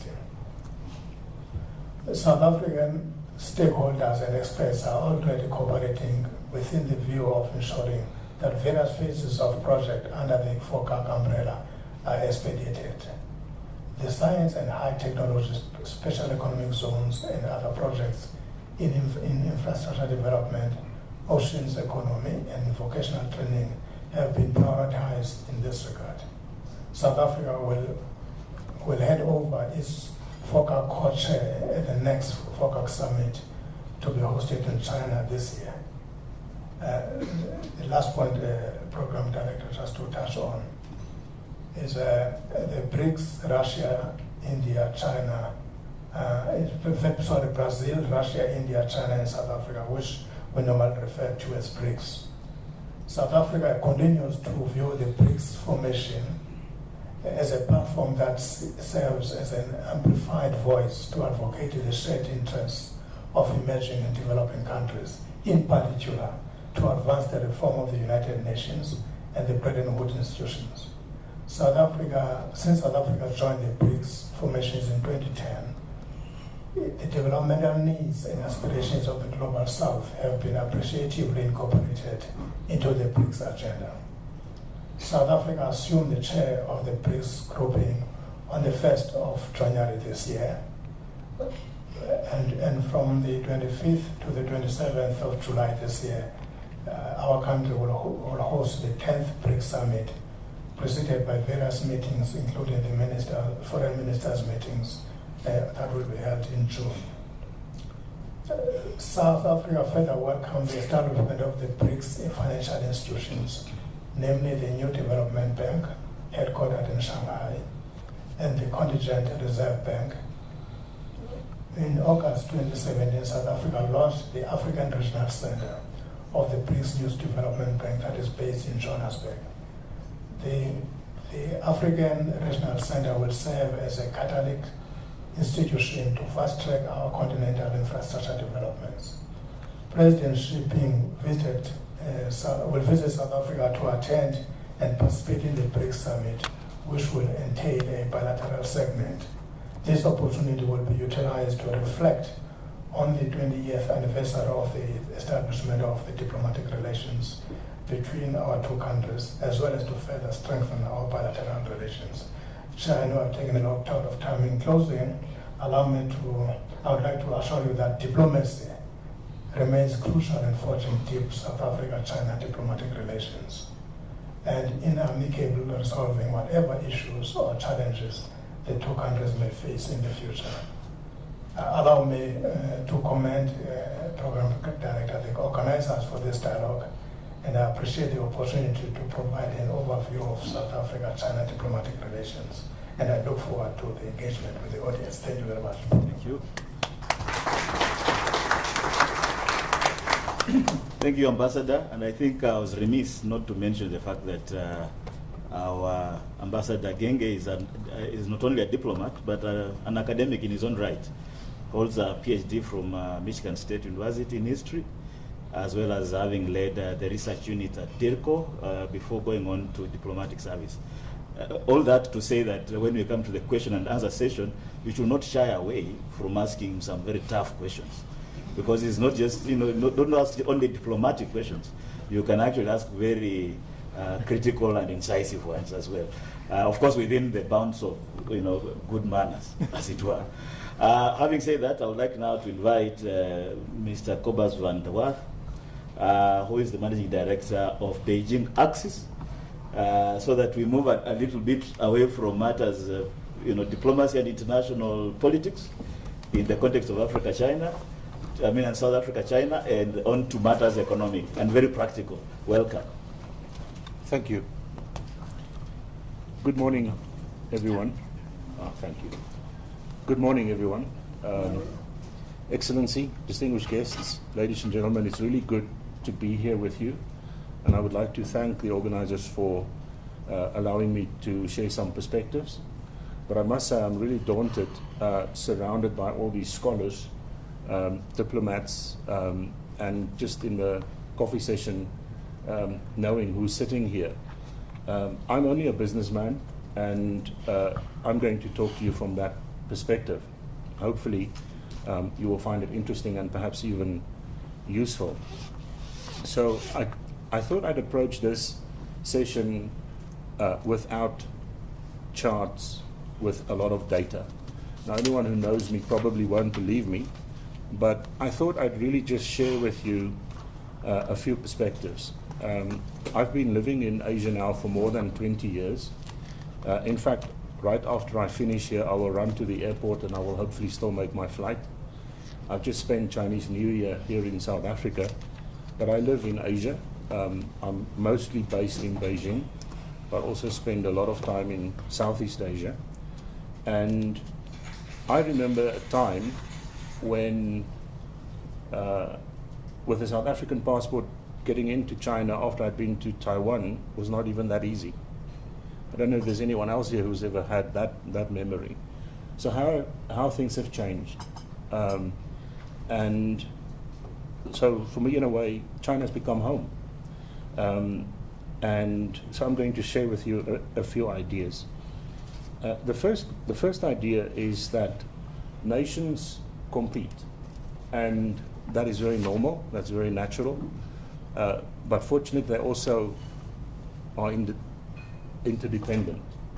And I think we're at a moment in time in South Africa, speaking as a proud South African, where there is a phenomenal opportunity given what is going on in China and what is going on in the rest of Asia. And when I was first invited to come and share some thoughts, I didn't know if I would add this next bit, but also, I can say it now, what is happening here in South Africa. So I think this is just a tremendous opportunity. So we've heard Excellency talk about some numbers. Trade has grown, investment has grown. So these numbers you could say are big, but they're actually still very small. Investment into South Africa from China, given the amount of money that China invests annually in the international market, South Africa attracts a very, very small share.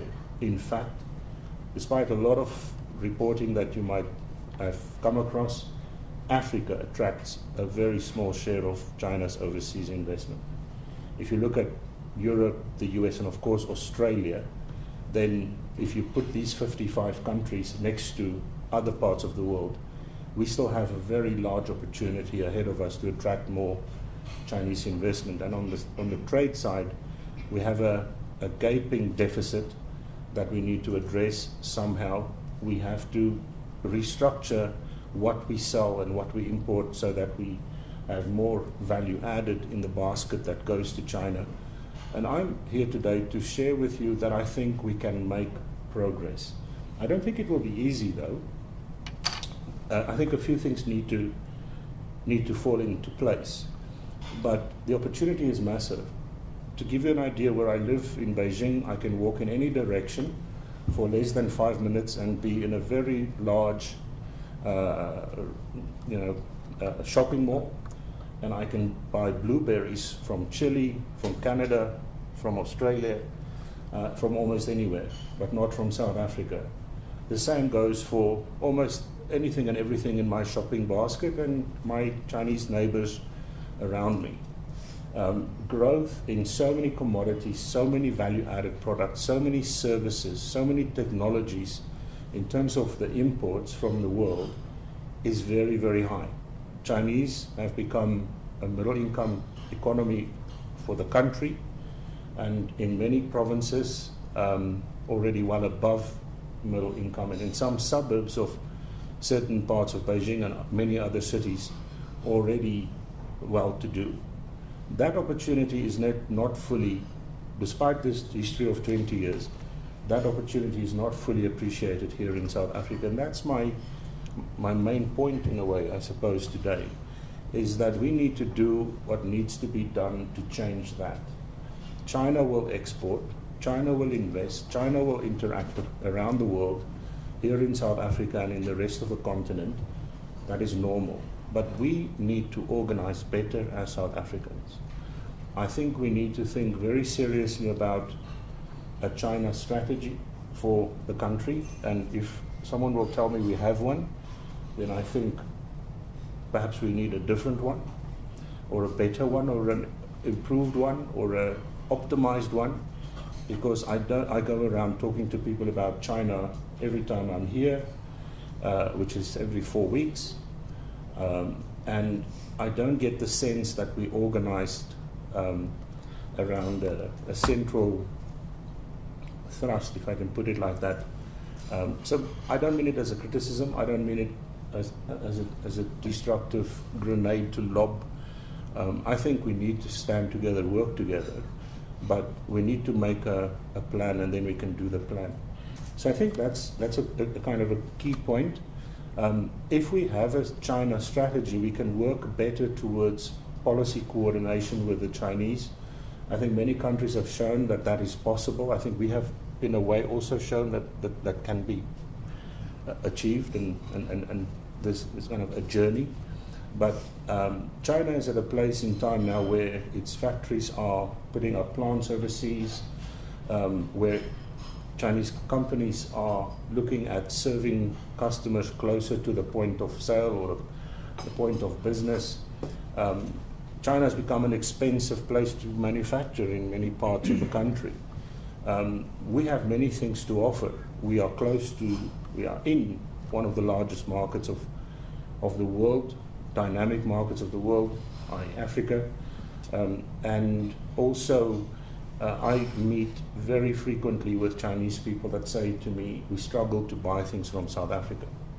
We have shopping lists. How do we buy these things?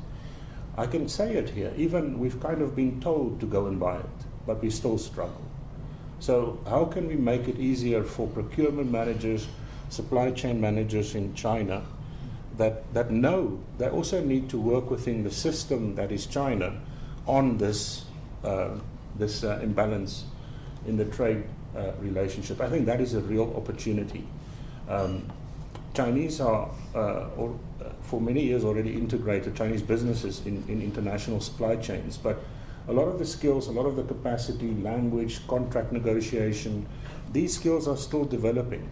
So if we can make it as easy as possible to be a market of preference to buy from, but that means we need to maybe speak Chinese. That maybe means we need websites in Chinese. That maybe means we need to be more aware of the China opportunity and so on and so forth. But the idea is that if we have a strategy as a nation, and that breaks down into business and academia and of course government and so on, we can work more towards policy coordination with the Chinese that are at a very interesting point in their history, and we can leverage that to our advantage. And then thirdly, we need to work together. The notion of SA Inc. or Team SA, we really need to go further with that. We need to kind of hunt in a pack and not relearn all the same lessons and make all the same mistakes. I've been saying this for years, and I think we're still not there. So this means we need to get our chambers of commerce to work together, and our industry associations and our export councils with government, with labor, with big companies, small companies, banks, lawyers, and other service providers, logistics companies. We see other nations do it better.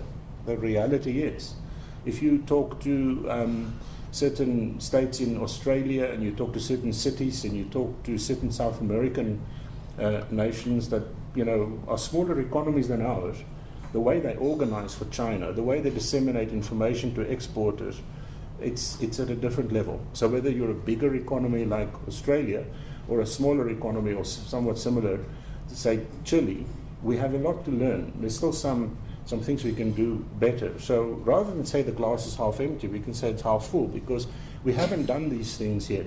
So this idea of Team SA or SA Inc. pulling together and working better.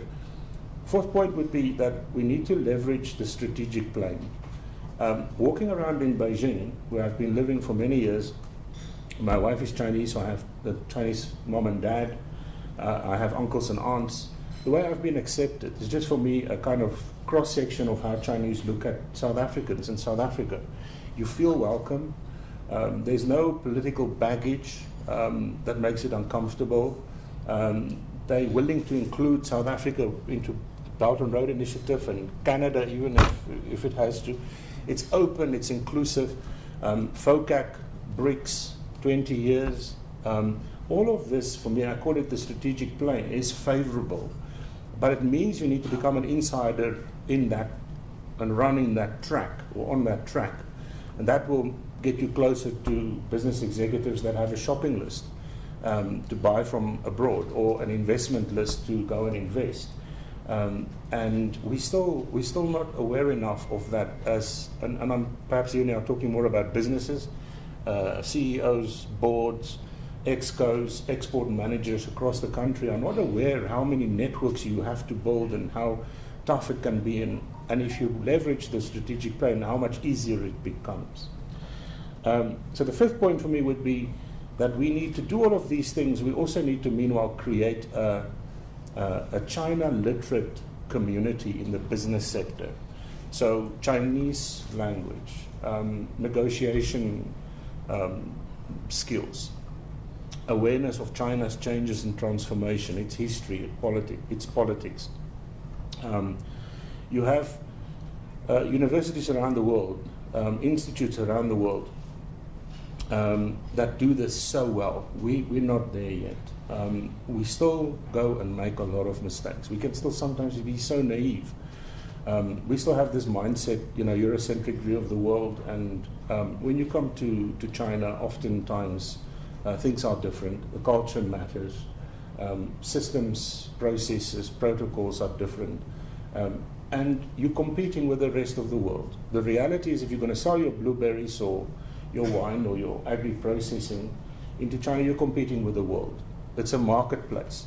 And if we are more savvy, if we're more ready, if we're more trained and schooled, from the top executives to senior management, middle management, junior management, and everyone else, I think we stand a better chance. So those are some points that I wanted to make as we stand here after 20 years. The reality is that we still have too little presence in China, given the opportunity that it is. I started the Beijing Axis 15 years ago, and so we're a management-owned business. We have offices in a few countries: India, Thailand, Singapore, and Europe, and of course in Africa. But it's very interesting to me that at this point our office in Beijing is the largest South African company office in the city. How is that possible? We're a small business. We're not large. We've done well.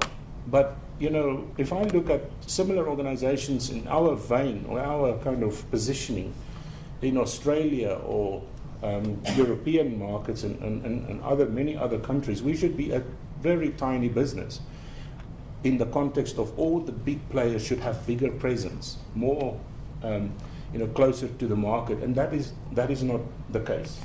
So I think we need to understand that China is open for business, and from multinationals, South African multinationals, to the very large private businesses, even SMEs, that you can go there. You can set up, you can do it with bricks and mortar the old way, or you can do it digitally, on a platform. But you can go there, you can meet people, you can sell things, whether it is services or technologies or products, and you can make money. You can grow your revenue.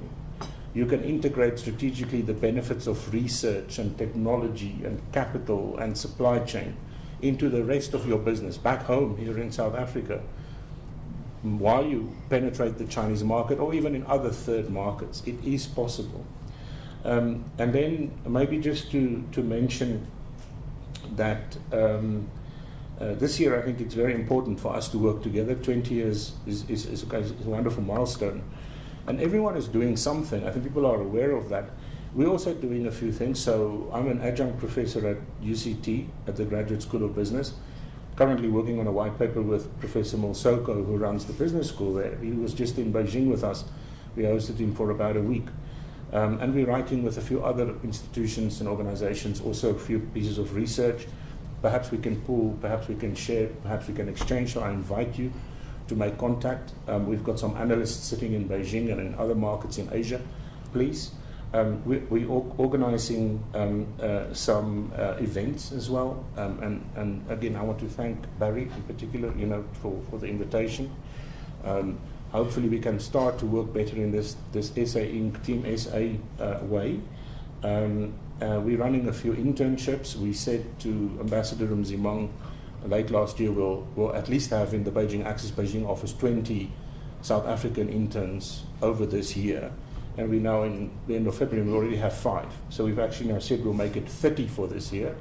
And we have a target for another 20 from other companies in Beijing, like say maybe Anglo or Standard Bank or this or that, to have at least 50 South Africans that get work experience while they visit China or perhaps that study in China. We also have regular events. We have a monthly bootstrap event where we do some young career, early career development activities. We have a few scholarships this year for people, so anyone in the audience that is desperate to go and spend some time in Beijing, make contact. We also have a few things alongside BRICS that is upcoming, FOCAC that is upcoming, and some Belt and Road Initiative meetings that are upcoming in China and in other parts of Asia. So I think just to share with you a few ideas, I'm going to spend 3 more minutes and just say, what you see on the screen, can you see on the screen there the cars? So that's a toll road in China. Just for anyone that hasn't really been to China or driven around China. So this is for me almost symbolic of the market is on the other side of the toll road and we need to go and queue up. You can see 40 lanes of cars trying to just, get through to the other side. And the market is that big. Everyone in the car there is wearing a pair of shoes, is maybe eating almonds or cashew nuts or drinking wine or going on an overseas holiday sometime in the next few months. And they have money and that they want to spend. And it's not an abstract idea, it's not floating in the ether. You can sit today and make a plan and within weeks, if not that, at least within months, be selling. And this mindset we need to inculcate here in South Africa within businesses. And the only way we can do that, I think, is if we're very proactive and maybe even follow some of the points that I raised earlier on. But the point is the market is real. Wherever you go, shopping malls, whether it's on the consumer segment or the industrial segment, you have large numbers of people that have come up that had, when they grew up, food stamps, some of them that had no symbols of status. It might have been a watch, it might have been a sideboard against the wall. Now they own houses, second houses, cars, second cars. They change phones every few months. They have many TVs. Chinese households have many TVs, 5, 6, 7, 8 TVs. And so that consumption culture, it's our opportunity here. Other people have recognized it already. And the reality is that, China is also surrounded by a very big market. If you take that circle, 50%, more than 50% of the world lives inside that circle. That's a small area relative to the rest of the world. If you want to be even more specific, China, India, and Indonesia make up 49% of global emerging market wallet size. So if we're a business in Johannesburg and we don't have money to go and conquer the world, let's just go and conquer these 3. We can afford the management time, we can afford the flights, we can afford the research, because it becomes more bite-sized, more focused. So we need to move from the general to the specific.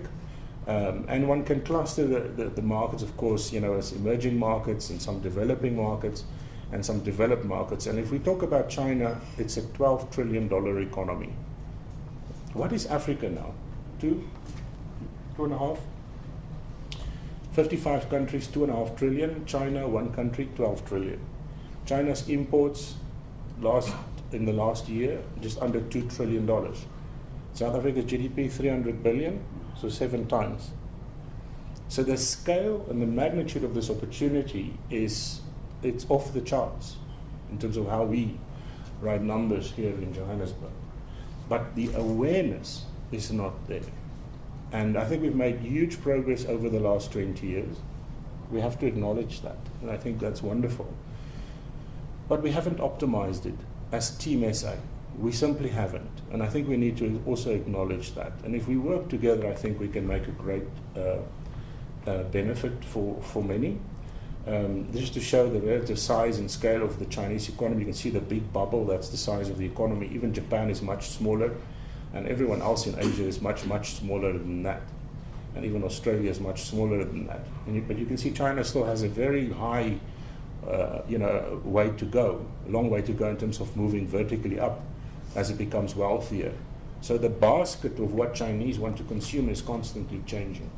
But China is still maintaining and sustaining a very high rate of growth, 6.5% or thereabouts for some years to come.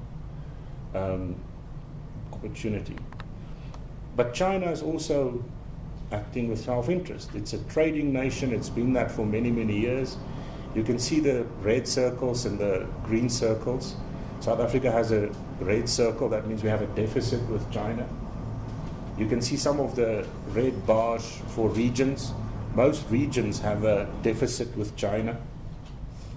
Most countries have a deficit with China, but some don't.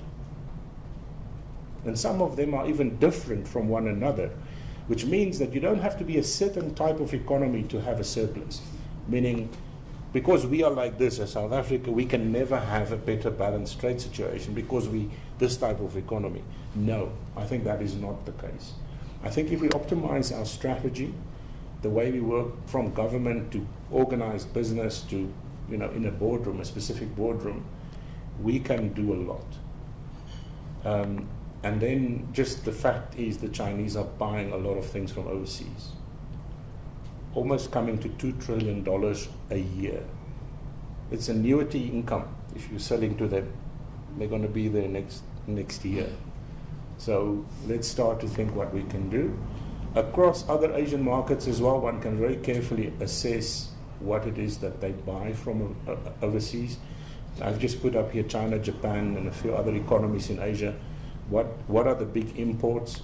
And for China, imports comes from everywhere, but we're not in the top 15 or so in supplying into China, so we have a long way to go. We also have data, by the way, for anyone here interested in what every single country in the world exports to China. And it's always interesting to look at the type of economy and what it sells to China. Because China buys $2 trillion, $1.7 trillion.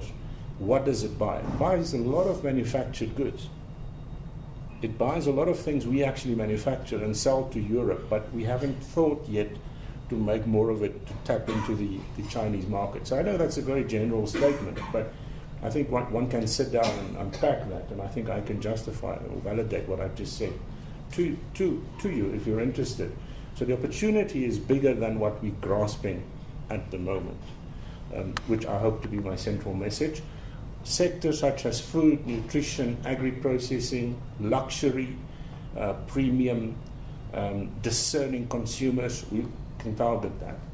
The wider consumer market, there's new consumerism, services. We have a phenomenal services. Everyone works for one of the best financial institutions in the world, I think it's fair to say. And we have a few of them. And if you think of banking, or you think of insurance, or you think of IT and systems, safety in mining, if you think of so many other areas where the Chinese now are saying, we want to change the way we work. We want to be efficient, energy efficient. We want to be safe.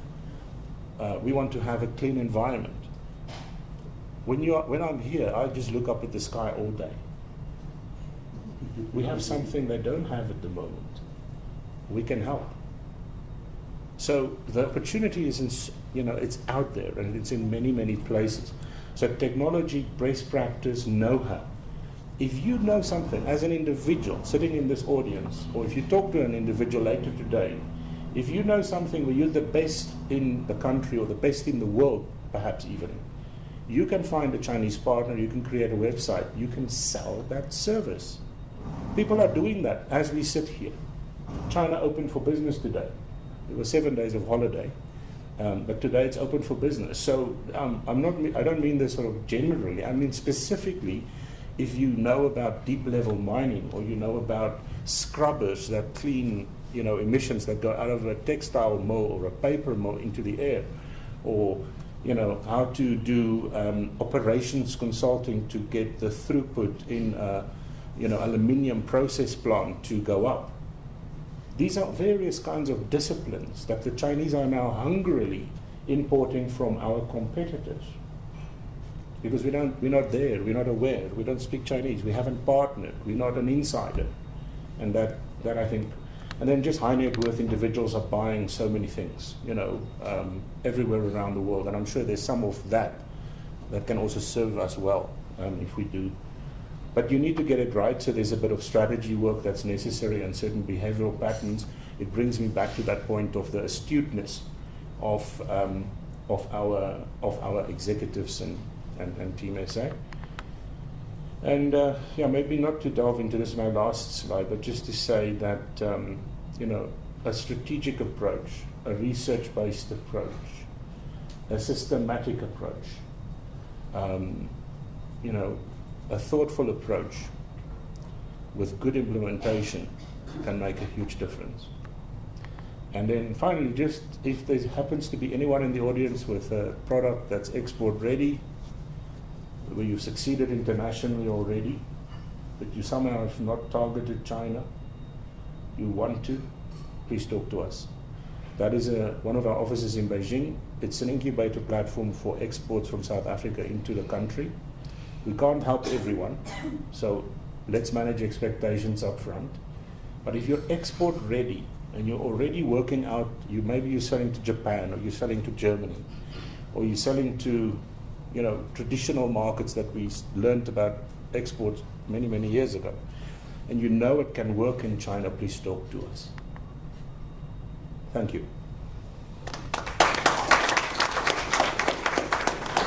Thank you, Cobus. I think Cobus has been so persuasive that your presentation is so persuasive that we risk the possibility that some of us who are academics or journalists or researchers here might actually defect from our academic and research work to try and start selling services and products to Beijing.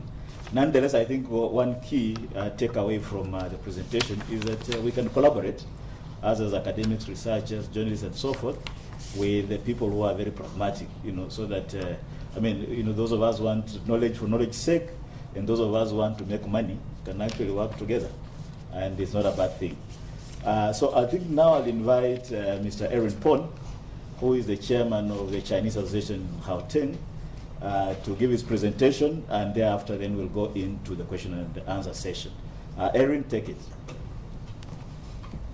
Thank you very much, Mr. Chair, and thank you very much to the Wits Africa-China Reporting Project and China Daily for having me here today. Thank you very much for the invitation. Your Excellency, Ambassador, thank you. To all of you, thank you very much. And Cobus, I was waiting for when I was going to see the slides of all your graphs and things like that. I thought it'd be a change. Without it, it wouldn't be the same.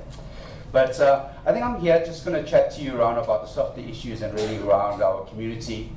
I'm a fourth, as a background, I'm a fourth generation Chinese South African. So I'm born here in South Africa. So my parents grew up in Sophiatown as well. And I'm really here just to bring all the different things together. The TCA is called the Chinese Association. It used to be called the Transvaal Chinese Association. It was established in 1903 and is also one of the oldest Chinese associations here in South Africa. Primary objective, as Melanie also mentioned, with associations in those days, was to support and help the Chinese that were here. So whether it's settling down here in South Africa, or whether it was assisting them with visas, working permits, or even just writing letters and delivering it back home. Those are the things that the Chinese Association did, and really look after the interests of the Chinese people. The TCA's objective and mission hasn't changed throughout the years, and is still the same, to look after the interests of the Chinese. Primarily just by who we are. The majority of our members are the older local Chinese, we call them, where they've actually been born here in South Africa and are from here for many generations.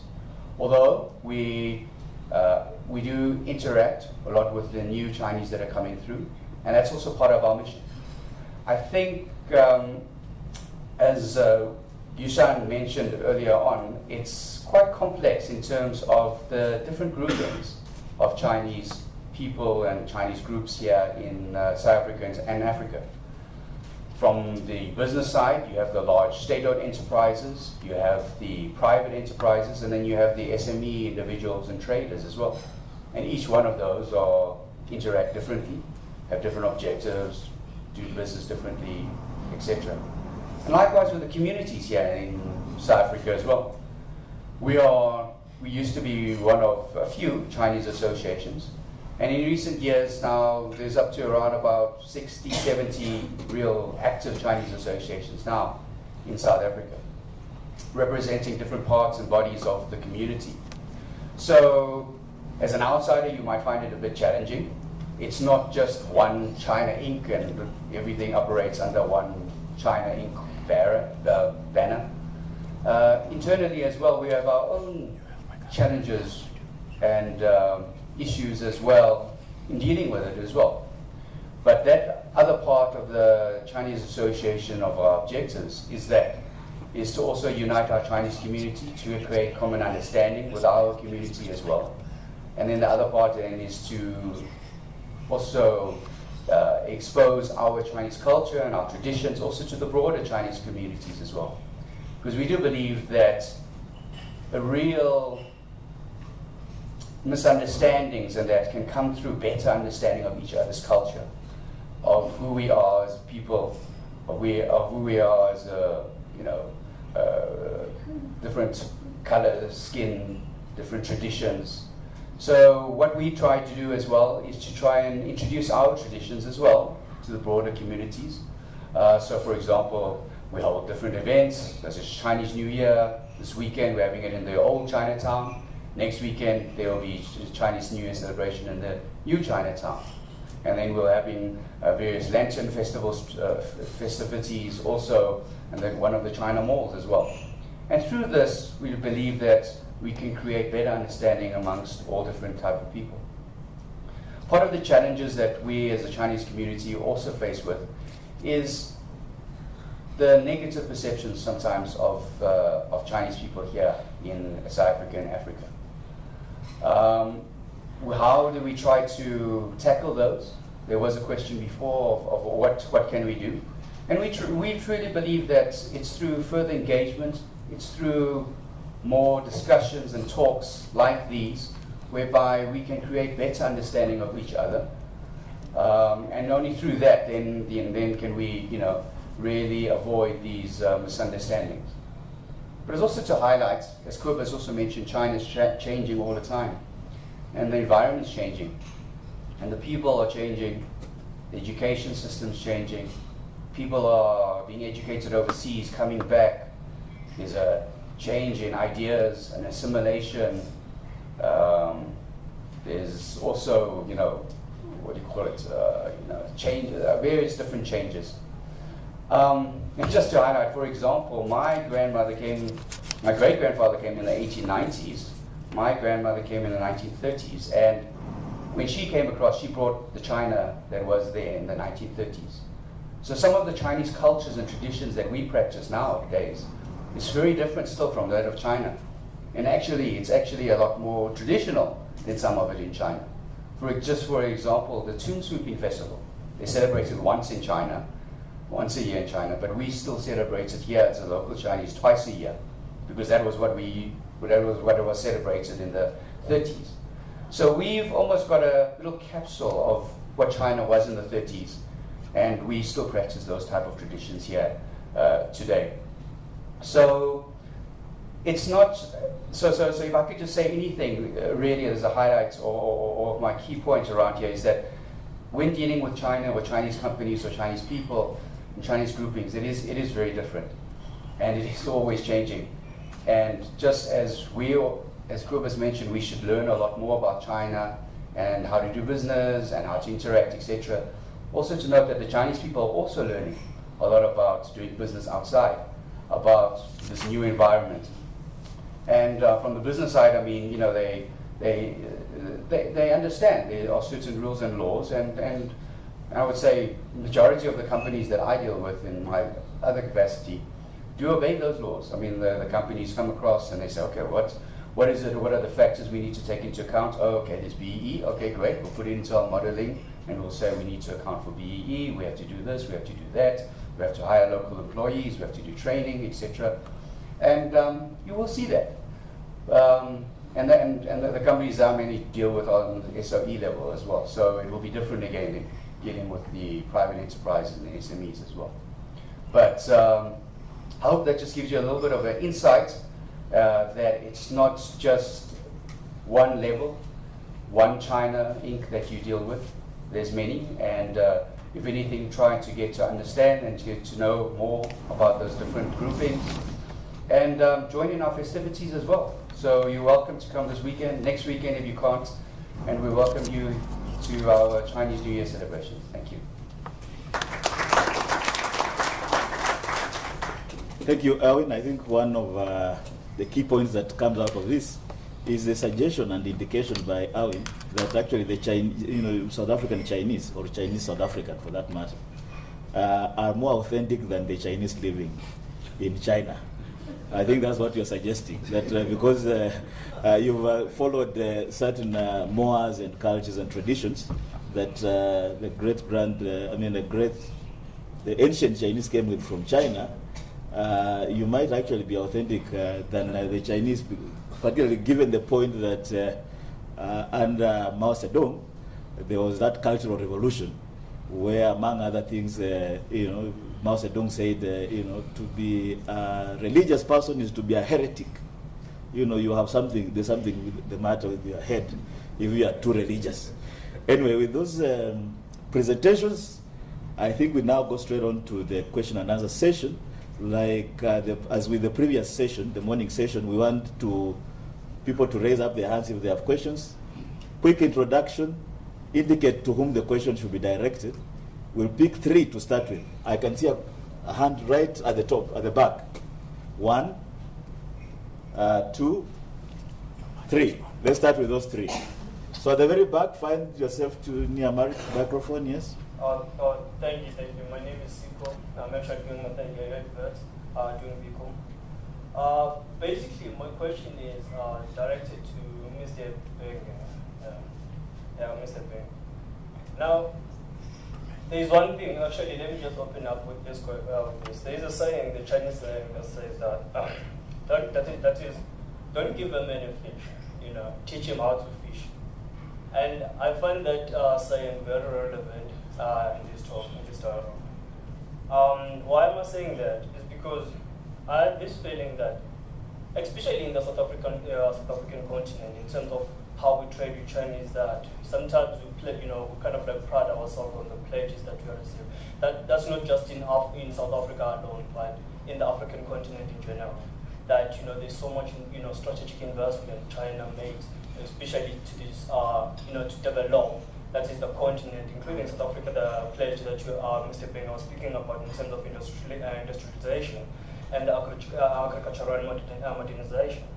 So that's good, but my biggest concern is that what are we really learning? Because our trading partner have been here for a long time and they've been doing the same thing. I mean, they do, contribute something, but those things are actually, strategic investment they make. But what are we really learning from them? Especially in the context of industrialization, we don't have that capacity, especially in South Africa, to kind of like produce our own things. As a matter of fact, Mr. Cooper spoke of something very clear, kind of like speaking of what I'm talking about here, that in our trade, our long-standing trade with China, is that we're not really surpassing it, making much profit in terms of what we're doing with them. But they are making a lot of profit because why? Whatever, for example, they come and they buy something, they import products. Those products are raw materials. And what they do in return, they sell those products as a finished product in 3 times the value. So Thank you. that's I think exactly what I'm saying now. My question to Mr. Beng is that what are we really learning from our trade? Are all we right, really sure. doing The something? point is taken. Sure, thank you. Middle, yeah. Actually, more like a comment than the question to But the comment should be summarized so that we don't get into too much time. Yeah. No, that's fine. And I say he made a very good point because now he's talking different aspect or perspective about the South African way or South African business community. Are we really prepared? Are we really prepared to engage with China to attract the Chinese investment? So, of course, as I understand, Beijing actually has done a great job to promote. But still, the people, as I said in the comment, I hope all people will understand that kind of necessity to learn, to be prepared. Thanks. All right. Luanda Bomase from the South African Institute of International Affairs. Thank you, Chair, for the opportunity to pose my question. 2 very brief questions. I think today I've heard a lot about Chinese engagement in Africa. And as Yushan mentioned earlier in her presentation about the South African engagement in China, and from a people-to-people diplomacy perspective, I mean, some similarities we share with China is our very, very, very rich culture. And having had a brief experience in China where like the regular citizen was not exposed to a person that looks like myself, and it was shocking. I mean, when I told them that I'm from South Africa, the only thing that they really remembered was Nelson Mandela, if they remembered anything at all. Is there anything more perhaps that we should be advancing as South Africa in our culture? Because I think that's an easy win. And my second question is to Kobus, who painted a very, very good and very informative picture about business in China. Please can you explain a little bit more about the BRICS stuff that you mentioned in your presentation? What is the work that you do within the BRICS? Thank you.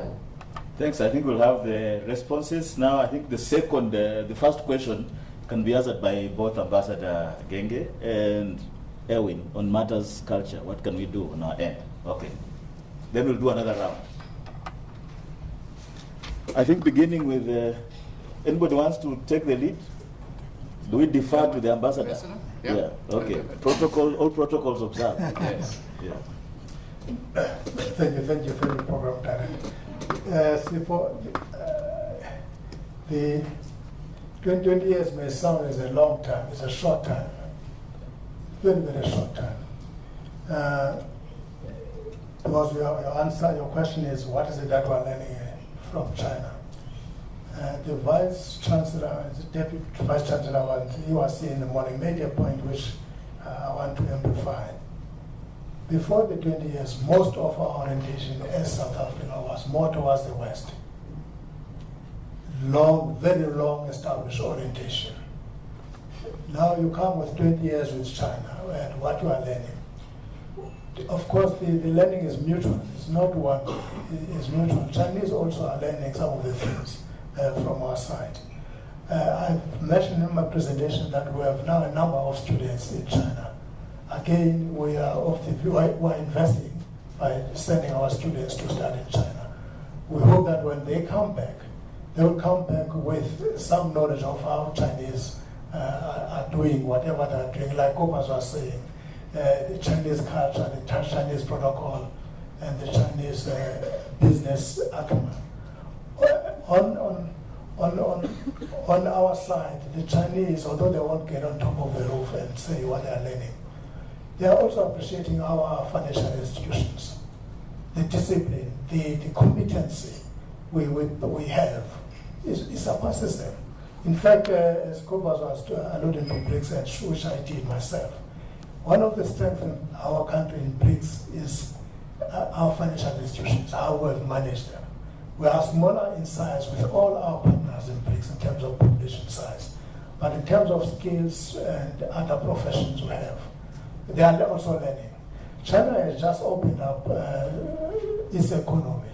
and we've long have an open economy, market economy in this country. And one of the things that we share with the Chinese, of course, is how to navigate the open market economy. And when we now coming to the culture, the culture part that was raised as to, we launched the forum people-to-people exchange mechanism last year. We're still developing our culture, and of course, there's a lot that we can market in terms of our own culture to China, but we're still in the process of establishing our artists, because on our side, the Department of Arts, one of the things that it's doing is organizing artists, so that when we have activities with China, we have a group of artists that can showcase what we have. In diplomacy in general, we have what is called cultural diplomacy. It's an aspect that we also champion with all the countries, not only with China, but we're working on that. I think I don't know Kobus can add. I will leave the difficult bits for Evan here, but we just try to respond to the specific question. So we said, as a business, we need to have clients in every BRICS country. We see BRICS as a construct, even if South Africa is really the briquette, as a big opportunity as a business. So we have clients in Brazil, Russia, India, China, South Africa. I, as the leader of this business, have been to every single BRICS summit as far back as they started. We always host breakfasts and events on the sidelines of every BRICS summit, and specifically the business forum, just like we just did most recently in Xiamen in China, and we hope to do in Sandton in July. We have a presence in every BRICS country. We do some research and white papers on BRICS and the interrelationship, economic business relationship between these countries. And if you come to our office in Beijing today, you will find people, young interns, students studying in Beijing from every country in BRICS. So these are just a few examples, which for us is us being true to the idea that our strategy is to leverage the strategic plane. We're a business. We're up against many forces, competitive forces, so we must leverage the strategic plane. BRICS is a gift in our lap. You know, we're a small business, but suddenly we can go to BRICS and meet the chairman of Tata, the biggest company in India, or Votorantim, the biggest private conglomerate in Brazil. Both are our clients today. So this is what I think, you know, what I'm thinking when I say you can optimize the way we engage by leveraging the strategic plane. Will? Yeah, just also from the cultural aspect, to also touch on what Kobe has also mentioned before, is creating this South Africa Inc., the South Africa strategic body that can go out to educate. And actually when you go out there, you don't only just do business with the Chinese, you must educate them also about our rich South African cultural heritage. You didn't only experience it yourself. When I go to China and they ask me, where are you from? I say, I'm from South Africa, I'm born there. And they say, you're not black. So I get it as well. So, and also I do speak Mandarin Cantonese as well, but I also do have a bit of an accent so they can hear as well.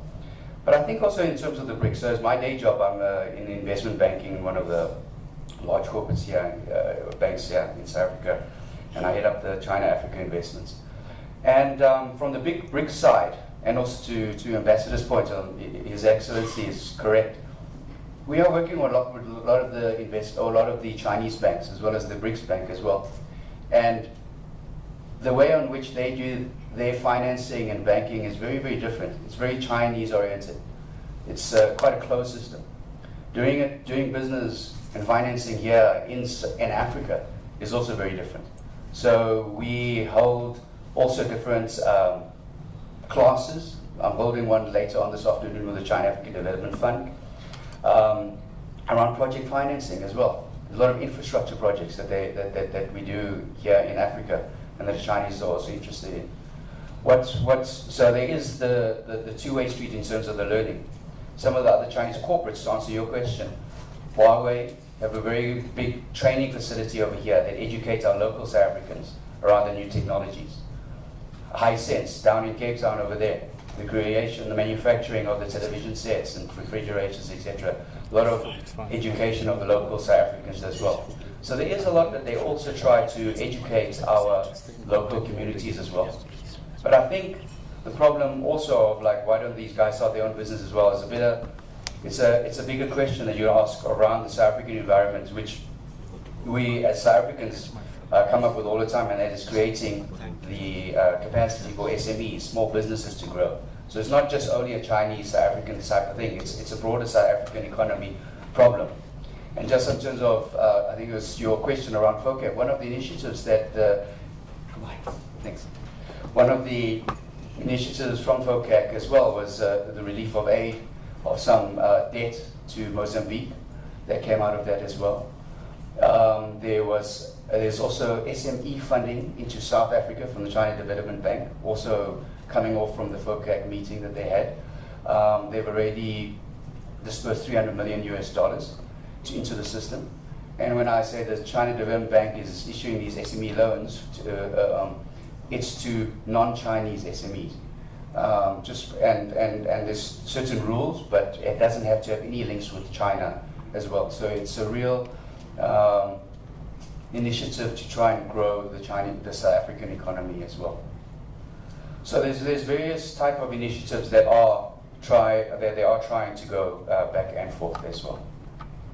Okay, I think let's take the next round of questions. And even though Cobus has left, not to worry, as you can see, Awin wears two hats actually. He's a business development manager at Rand Merchant Bank, in addition to being chairman of Chinese Association of Gauteng. So he can handle both matters culture and move on very quickly to matters money. So you need not worry. So I saw a hand at the top, right? 1, 2, 3, and 4 at the top. Okay, so here we go. Thank you. All right, sure. Thank you for a good presentation. I'd like to check. I've been struggling to understand this grouping of a country vis-a-vis a continent.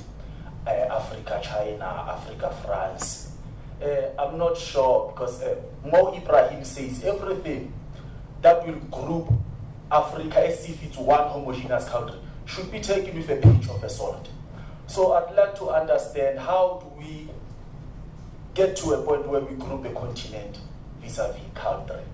Because I think we are not taking ourselves serious as Africans. That's why we have people like a French president who will come with a page that is written Africa speech, as if it's one homogeneous country. That's why we have, even last week, it was shown that in a celebration in China, there was where a woman was caricatured, what was happening is a Chinese woman, and she has been painted black, and her buttocks were caricatured and exaggerated to look like an African woman. And when they were asking that this is racist, a Chinese came back and said, no, we are strengthening and reinforcing ties between Africa and China. So I'm saying, I think we are not taking ourselves too serious. That's why we have people who will come, as I've said, with a page and say this is Africa's speech. Thank you. All right. In the middle, there was someone. All right, here, yes. Lucy? Mine will be a rejoinder from what he's just asked. No, your question was, is a question to the presenters, not a rejoinder to? Yeah. It's more than less. It relates all right. closely to what he's asked. I would like to ask, what are the challenges? Because we know that China has a China-Africa policy. So what are the challenges towards actually having an Africa-China policy?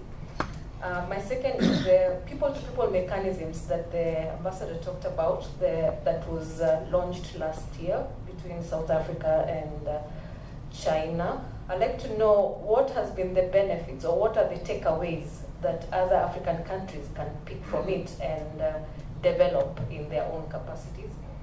And then the third one was for Cobus, but he's left.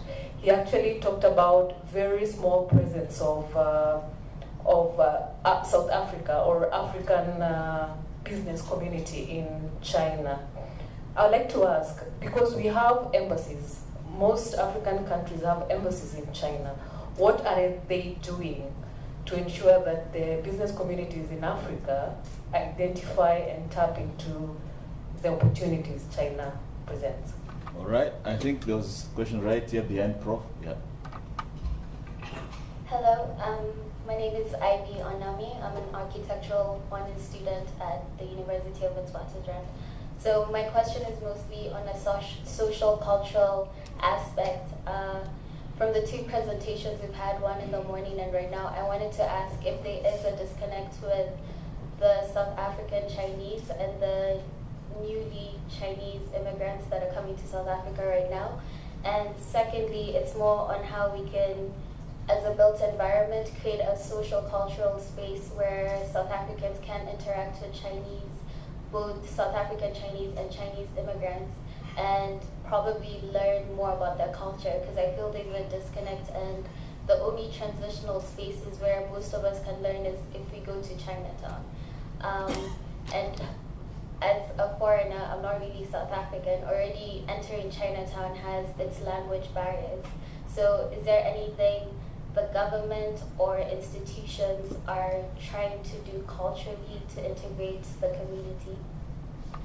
All right, thanks for the question. I think also we need to note that there are some researchers here who do work on, in the room actually, who do work on Chinese spaces in Johannesburg from your own school actually. Is it school or department? But thanks for the question. At the top.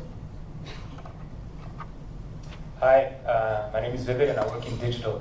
My question was more to Kobus, but perhaps Irvin, with his experience in business and going to China, might be able to answer. It was more around like, well, Kobus's time has been 20 years. That would have been the time that companies like Tencent, which is 20% owned by Naspers, and Alibaba have risen. So my question was more around how the government has played a role in sort of like helping these companies grow and how that can't be sort of replicated in Africa. For example, in South Africa, the last sort of digital company from a social perspective that actually grew was founded by a Namibian Stellenbosch guy, which was Mixit, which was like, God, that's like so long ago, and nothing really has blown up in that sector directly.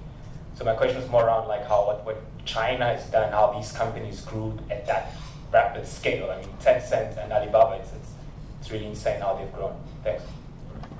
So let me ask, is there any other person with a question? Because after the response from the ambassador and Arwin, we shall close and move on for lunch. So any last ones? Those two hands. Any other on this side? You forever keep silent if you are not raising your hand.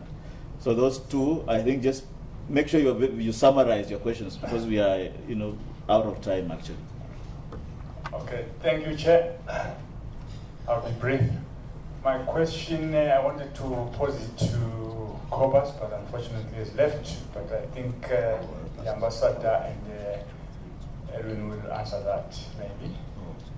My question is, we see now that the world is moving on, we're in the fourth revolution, industrial revolution. But reports we received that China is sort of reluctant to move into the digital currency. We saw some of the companies which were in China moving, actually they were barred from operating in China. Those were creating cryptocurrencies. They moved to Japan and South Korea. So why is that? Why is China reluctant to move into the cryptocurrency? Thank you. Okay. Tanya Ghost is the name. I just wanted to make a point in relation to the question that was asked behind me. I would imagine that obviously there is a fair amount of ignorance among the peoples, and that's where perhaps prejudice and all the other misunderstandings come in.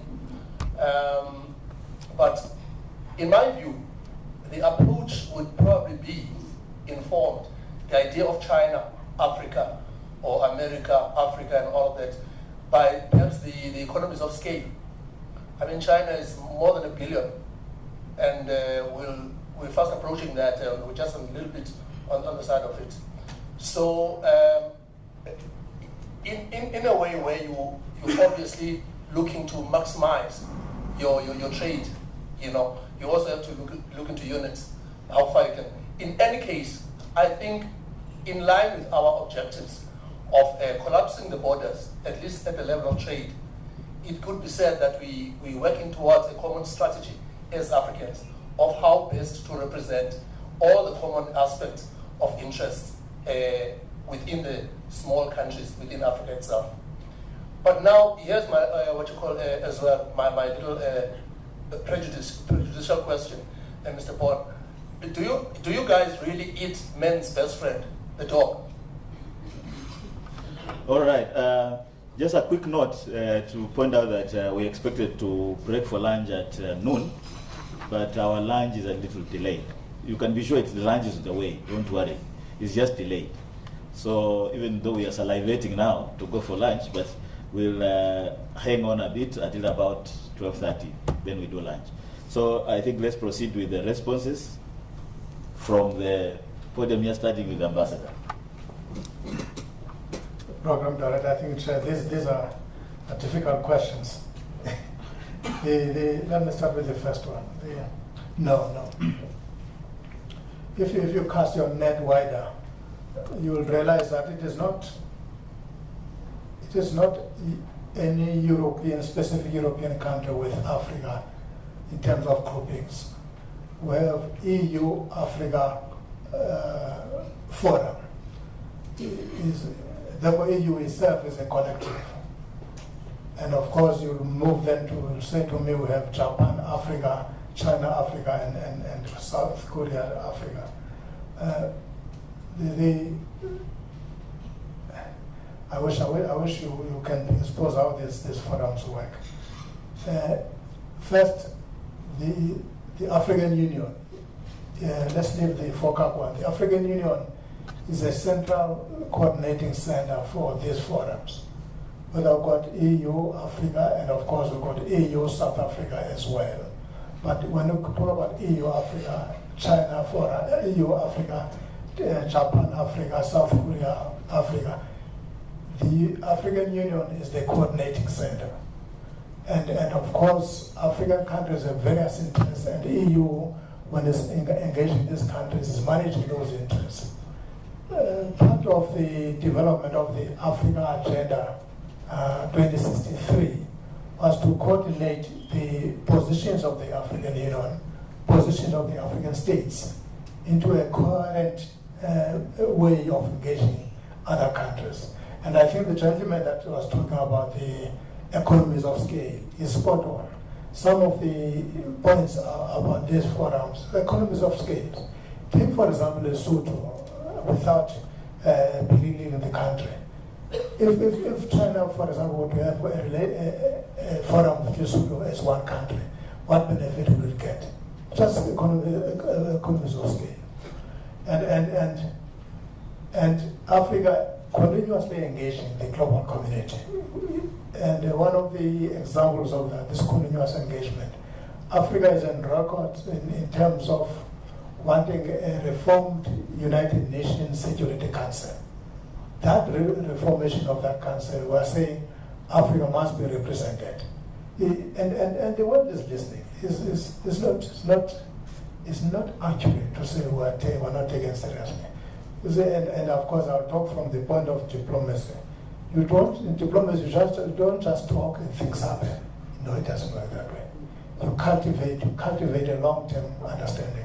It's a pity that Kobas has gone. What Kobas was alluding to when he said we need to have a sense of how the Chinese operate, how they do business, their culture, their protocols.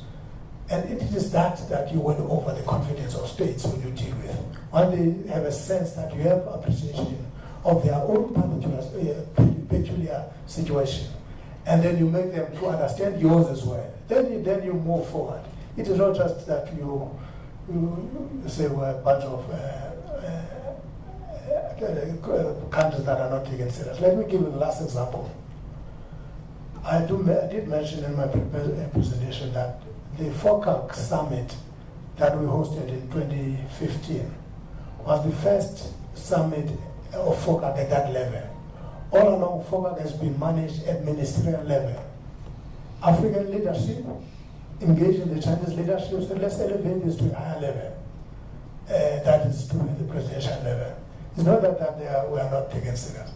Then on that point, the challenges. What are the challenges? What are challenges to Africa-China policy? The African continent has not yet come up with its own policy. It has come up with its own blueprint, the Africa-China 2063, and there's various phases of implementation. Of course, even with that, one would say some of the challenges that countries have their national interests.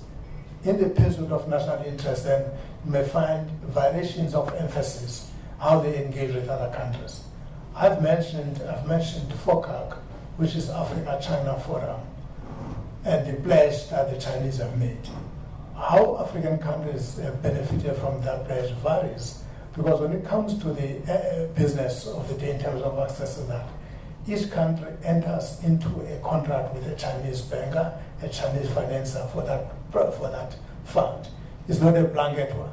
And each country must account to its own internal processes of how these are concessions, these are loans.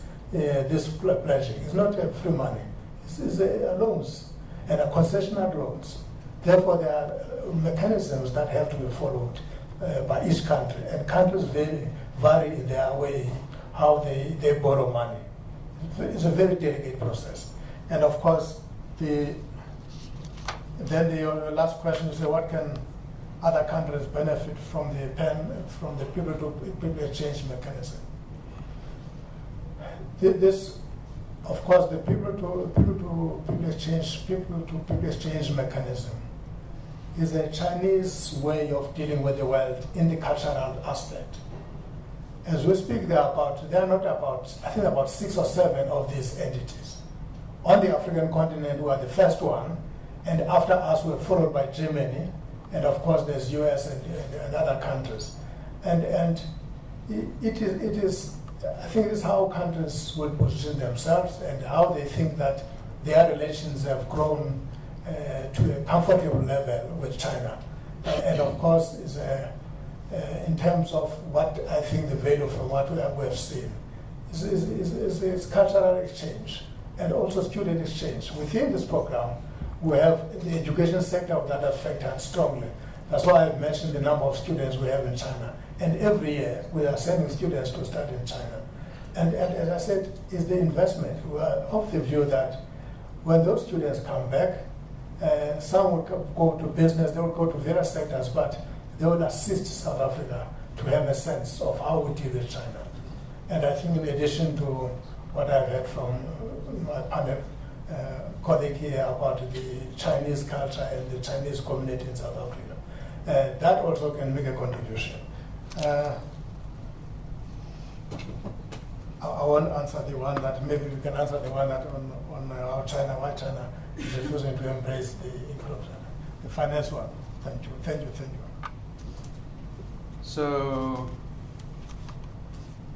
So I think Ambassador already mentioned around Africa as one, and I think that was the reason why FOCAC was established, to really represent each and every African country, because it realized that it cannot deal with just one, and Africa is not just one. So that was the importance of FOCAC. I think it's important to know that BRICS has also started a bank, but the bank that they've just started is called the New Development Bank. They purposely chose not to use BRICS Bank because some people refer to it BRICS Bank, and the real reason behind that is also that they'd like to encompass and bring in other different countries as well, not just say that this bank, this New Development Bank, this BRICS Bank is only going to focus on those 5 different countries. So that's the question around Africa. Racist black lady issue. I'll be very honest with you.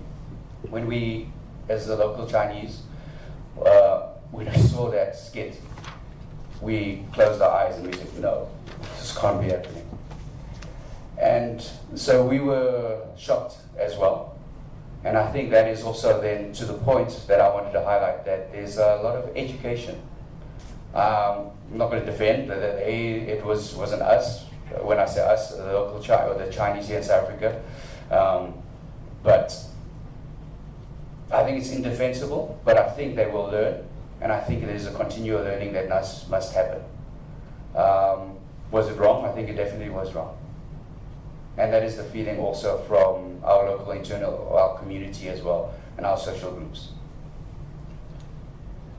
Is there a disconnect between the new Chinese and the overseas Chinese, etc.?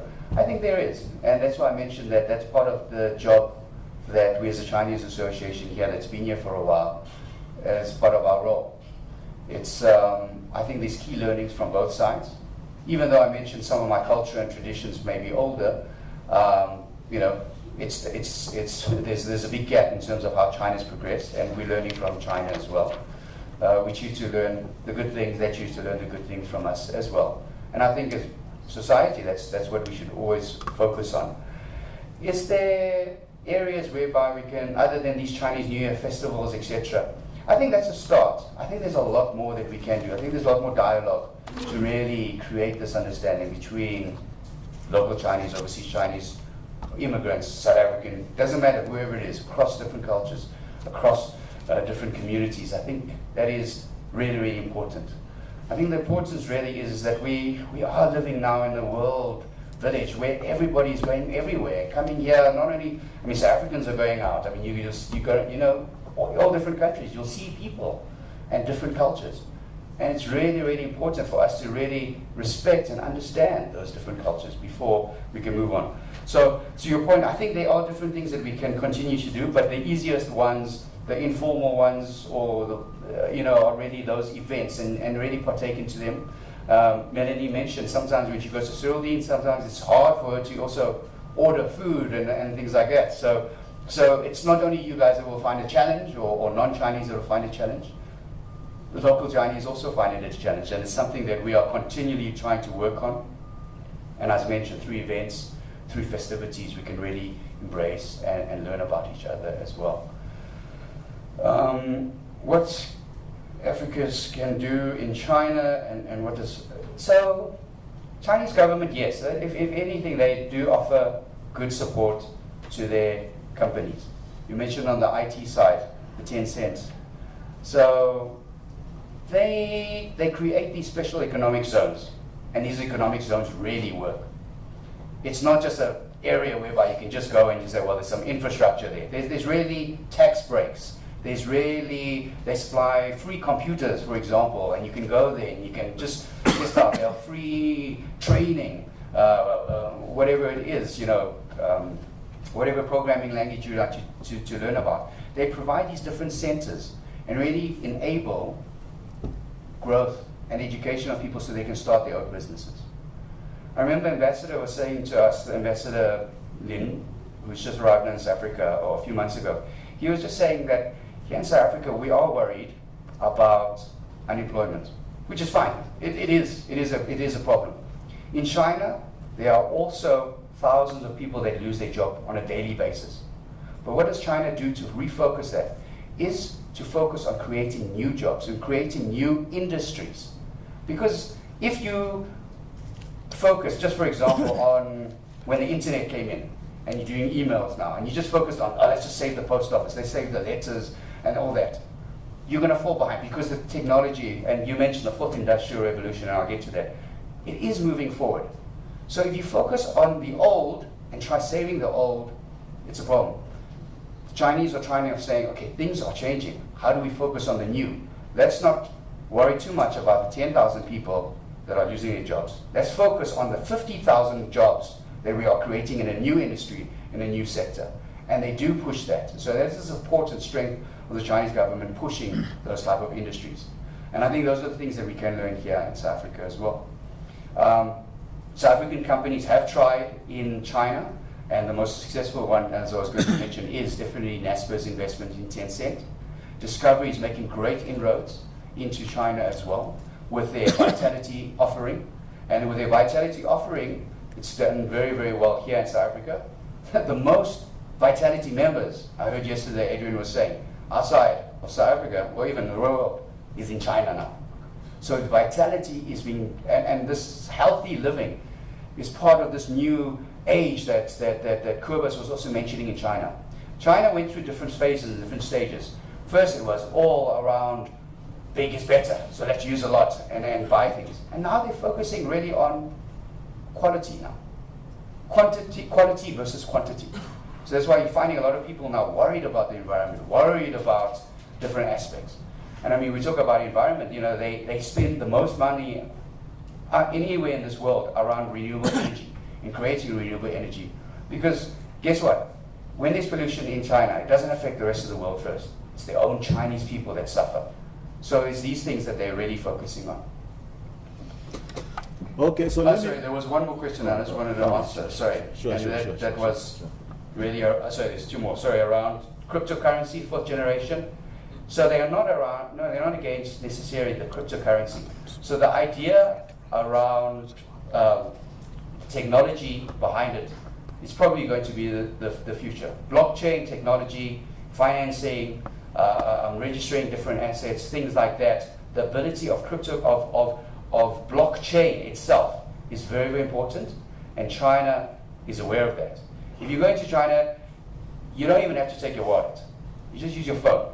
You can go and buy food, you can get a taxi, everything using technology. So it's not behind. If anything, it's actually advanced. The main reason why it was cutting down on cryptocurrency was around the foreign exchange that was potentially leaving the country. The other uses of cryptocurrency in terms of fraudulent activity, in terms of money laundering, and it's not only a China issue. If you were at Davos as well, there was a session at Davos where they were reluctant to name it a currency. It was a way of payment, but the actual currency itself representing like a US dollar or something like that, they were a bit reluctant to it because it's being used for other purposes as well. So there's reasons why China banned cryptocurrencies, and it's not for the reason of technology. Final point, no, I've never eaten dog. And I think that also highlights the other points that through more understanding, we will learn about each other's cultures. Have there been people that eat dogs? Are there certain? Yes, there definitely are. But to label that all Chinese eat dogs, no.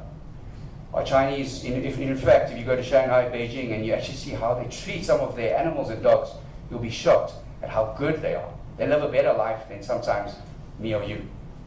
They get weekly massages and pampered and things like that. So the way in which they're evolving and learning, and really, it's phenomenal.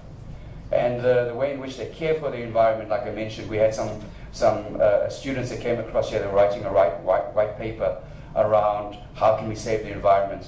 And part of that was also against rhino trade, against the elephant trade, etc. And that was one of the COVOCAC initiatives as well, and the ban on rhino horns, elephant trade and tusks and things like that was implemented as well. So, but what I also wanted just to finalize is it's important that we do put our voices into how we can change this narrative, important how we can change the policies that are moving forward.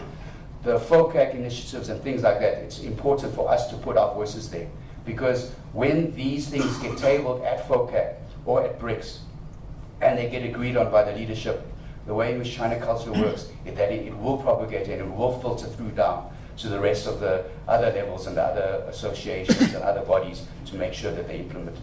So FOCAC we cannot underestimate the importance of FOCAC and the voice that we need to use at FOCAC to create the balanced view of between and trade, to create this real win-win relationship between Africa and China. Sure, there's one question I did not respond to, which was what can African ambassadors based in China do to benefit their countries?